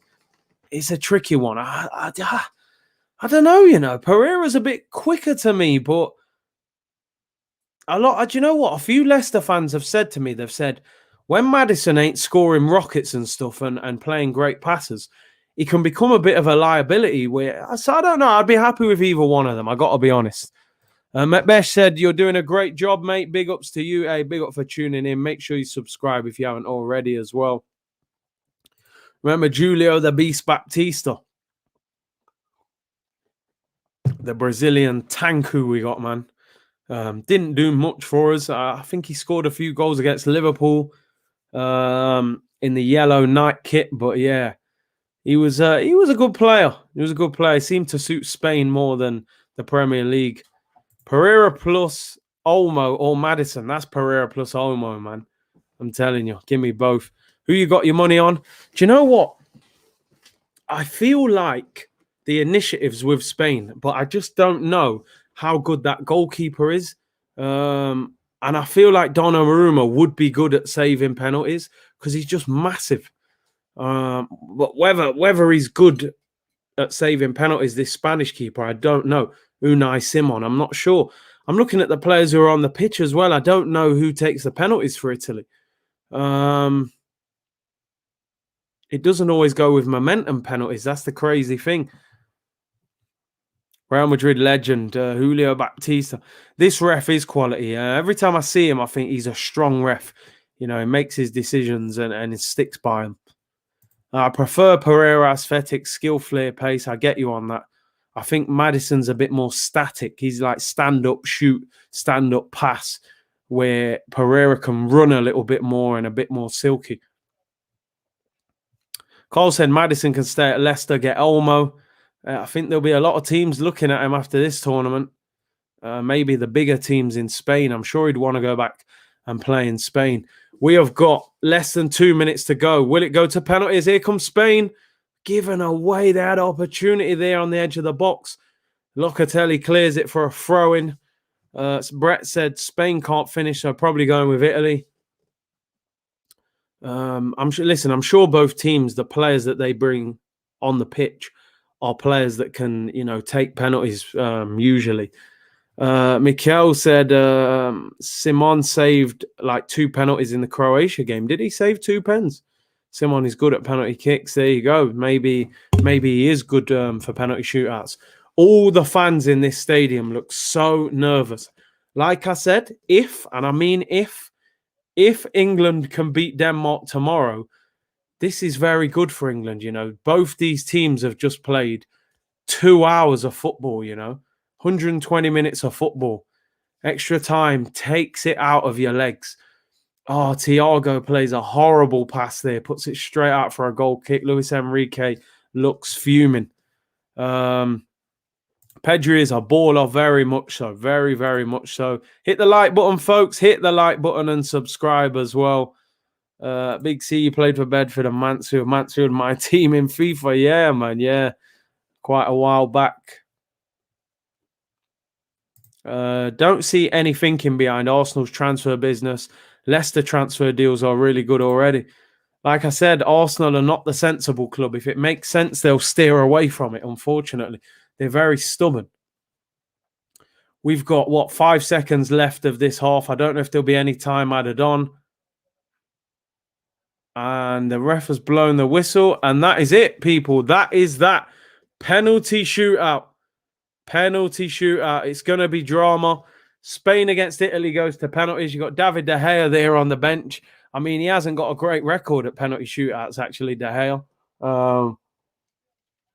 The fans, the players, the managers, they will be so nervous because the one thing with penalties, it becomes almost holding your nerve. A lot of it is not even about quality.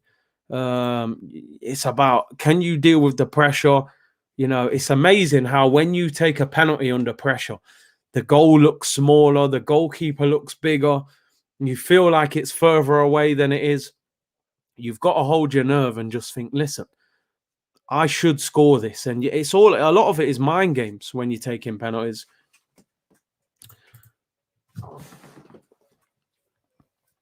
The momentum is with Spain. And a lot of you guys in the comments now saying that this Simon is actually very good at saving penalties. So I'm going to go for Spain. I'm going to go for Spain to win on penalties. I just think Italy looked very tired, Italy. towards the end. I know that Donnarumma is massive. So I'm assuming that he would be good at saving penalties, but you never know. He might be big. He might be a bit slow to get down to the corners. So we'll have to see. AYM FIFA said, oh, sorry, where's that comment gone, man? I was just about to click on that comment as well. I'll get back to it. Salim said, and if England v Denmark game goes to extra time, then the winner of this game has an advantage. Good point. 24 hours later, so they'll have had an extra bit of time to rest. Rowan said Mancini removed Emerson, Insigne, and Verratti. That was so arrogant of him. I have to admit, I was surprised he took Insigne off because I think he is a massive outlet for them, you know, to get a goal. Or AY in there, he said, same. I think Spain will nick it. Baggio 94 vibes. I remember that. Do you know what? I stayed up late to watch that final. 94, Baggio. I was tired. I was little kid at the time, and it was such a boring game. And he obviously missed the penalty and skied it. Spain to win. Italy will not miss a penalty. Curtis has a world-class striker. When taking a pen, do you go for placement or do you watch the keeper? Me, I always used to pick a corner, and I try and get power behind a penalty.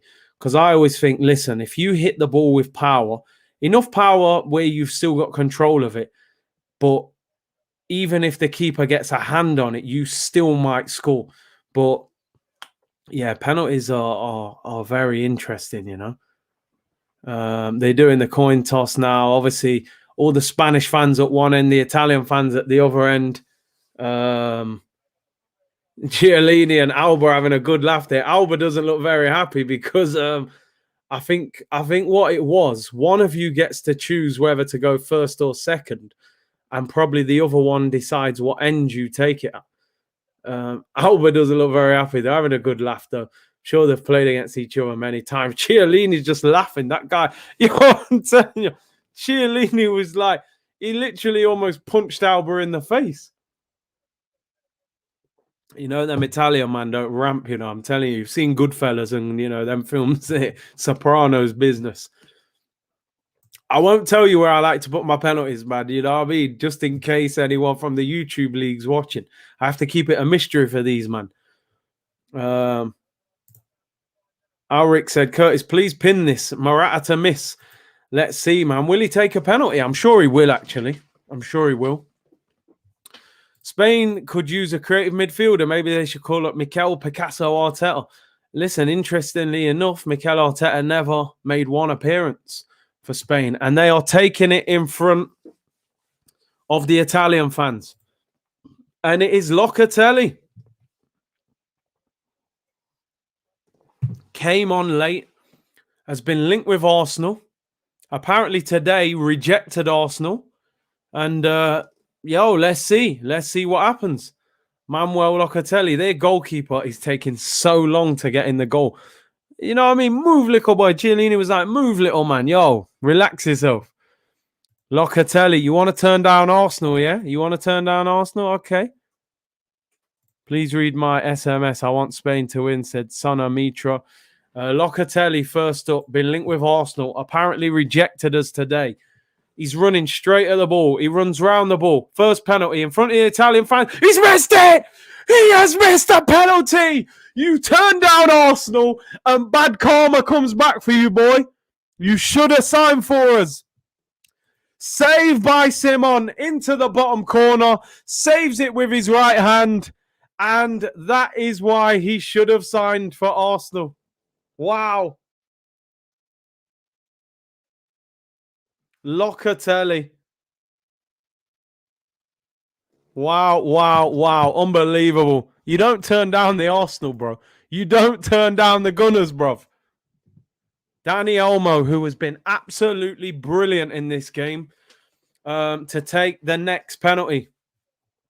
Can he make it 1-0 to Spain and give them the advantage? Olmo's been one of the best players on the pitch. He's missed it! He's put it over on wide. It's unbelievable. He kicks it into the Italian fans. A terrible penalty. Oh, my days. The keeper gets the right way. That has just landed in Wembley train station, mate. That was terrible. Lean back. Oh, my days. What is he doing? I don't want him at Arsenal. Not at all. Keep him off penalties. The nerves got to him. Unbelievable. The 2 first penalties missed. What a terrible penalty. Yeah, I don't want Olmo anywhere near Arsenal, mate. He's doing Thomas Partey shooting. Second penalty, Belotti for Italy. Can he score the first penalty of this? No one has scored so far. All them Italian fans behind the goal. Belotti smashes it into the corner. Passionate celebration. Simon went the right way. Too much power. Hammers it into the corner. That is a ruthless penalty. Keeper goes the right way. You don't save that, bro. Belotti is a good man. That's a great penalty. Locatelli overrated. Scored 1-0. That was a very good penalty. No. Morata, people, with the next penalty. What is going to happen here? Alvaro Morata to take the next. It's Moreno. Sorry. Moreno, keeper gets a hand on it, but he scores. Apologies. I thought that was Morata taking it. And the goalkeeper gets a hand on it. Left foot. Little stuttered run up. He gets enough height on it and makes it 1-1. So we are 1-1, people. Apologies, Moreno, as a not. Oh, Bonucci to take a penalty. I wouldn't have expected him to take one. Great centre-back. I think he's a legendary defender. Very brave, obviously taking it ahead of midfielders and attackers. We are 1-1. 2 penalties taken each. This is the 3rd penalty for Italy. It is Leonardo Bonucci, legendary defender, runs up, scores, sends the goalkeeper the wrong way, cool as a cucumber. A real legend of a centre-back. I was expecting him to just whack that ball. I hear you, South London's finest. It wasn't good, but good penalty. Good penalty. Sends the keeper the wrong way. Keeper's gone the same way all 3 times. Thiago Alcantara, the Liverpool man. He came on for the last 15 minutes for Busquets. Was clearly brought on for his penalty-taking skills. The pressure is on. When you've been brought on to score it, you have to score it. It's Thiago. What a penalty. Sends Donnarumma the wrong way. Looks like he's taking the shopping in from the car, mate. Doesn't even break a sweat. Looks like there's no pressure whatsoever. Sends Donnarumma the wrong way, and it is 2-2. Absolute light work settings. Here we go. 4th penalty for Italy. 2 scored by both teams. They both missed their first ones. It's Bernardeschi. Again, he was brought on late. Clearly to take a penalty. Unai Simon moving all around the penalty, moving all around the line. Left-footed penalty. Oh, what a penalty. Bernardeschi slaps it into the top corner. Keeper goes the right way. That is the best penalty of the lot. Absolutely brilliant penalty. Left foot whips it into the top corner. You do not save them. Locatelli penalty just landed at Wembley Central Station. That is a great penalty. Oh, it's Morata. It is Morata. They will still be in it even if they miss, but it would give Italy the chance to win it. Alvaro Morata. I almost feel nervous for him. The camera had no chance. Morata. He's missed it. You just knew it, didn't you? You just knew it. Someone get that guy a therapist. I feel sorry for that guy, man. He shouldn't have took it. You can't have this guy near a goal. Keep him away from goals. It's a poor penalty. The keeper was already moving. It's awful. I feel so sorry for this guy, man. Oh, no. Not poor old Morata. Look at Luis Enrique. He's like, this guy, man, is pathetic.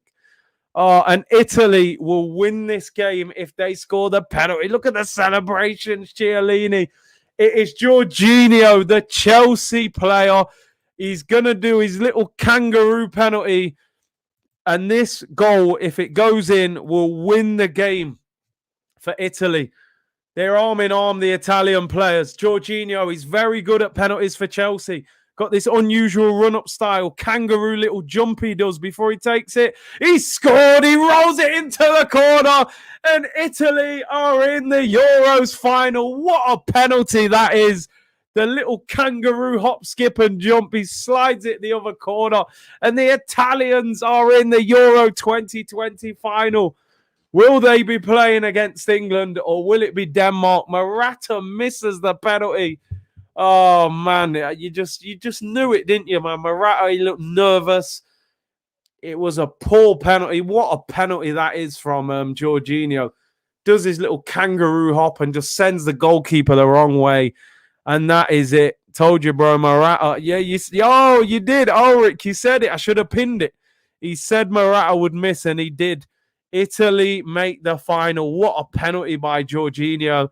And you got a feel for Spain. They were good. But Italy, they've just got that spirit. This is a dangerous team. If England are going to beat them, they need to beat Denmark in 90 minutes. And hopefully the Italians have tired. Hopefully it is England v Italy in the final. Big up to everyone for tuning in. Thank you very much for all your support during the live stream. Don't forget, download OneFootball, link in the description below, completely free app. Like the video, subscribe if you haven't already. Brilliant game in the end with the penalty excitement. Spain have lost on penalties. Italy go to the Euro 2020 final. Join me tomorrow, 2 p.m. Kevin Campbell, 7:30. England against Denmark. Is football coming home? Take care, everyone, and I will see you tomorrow. Bless.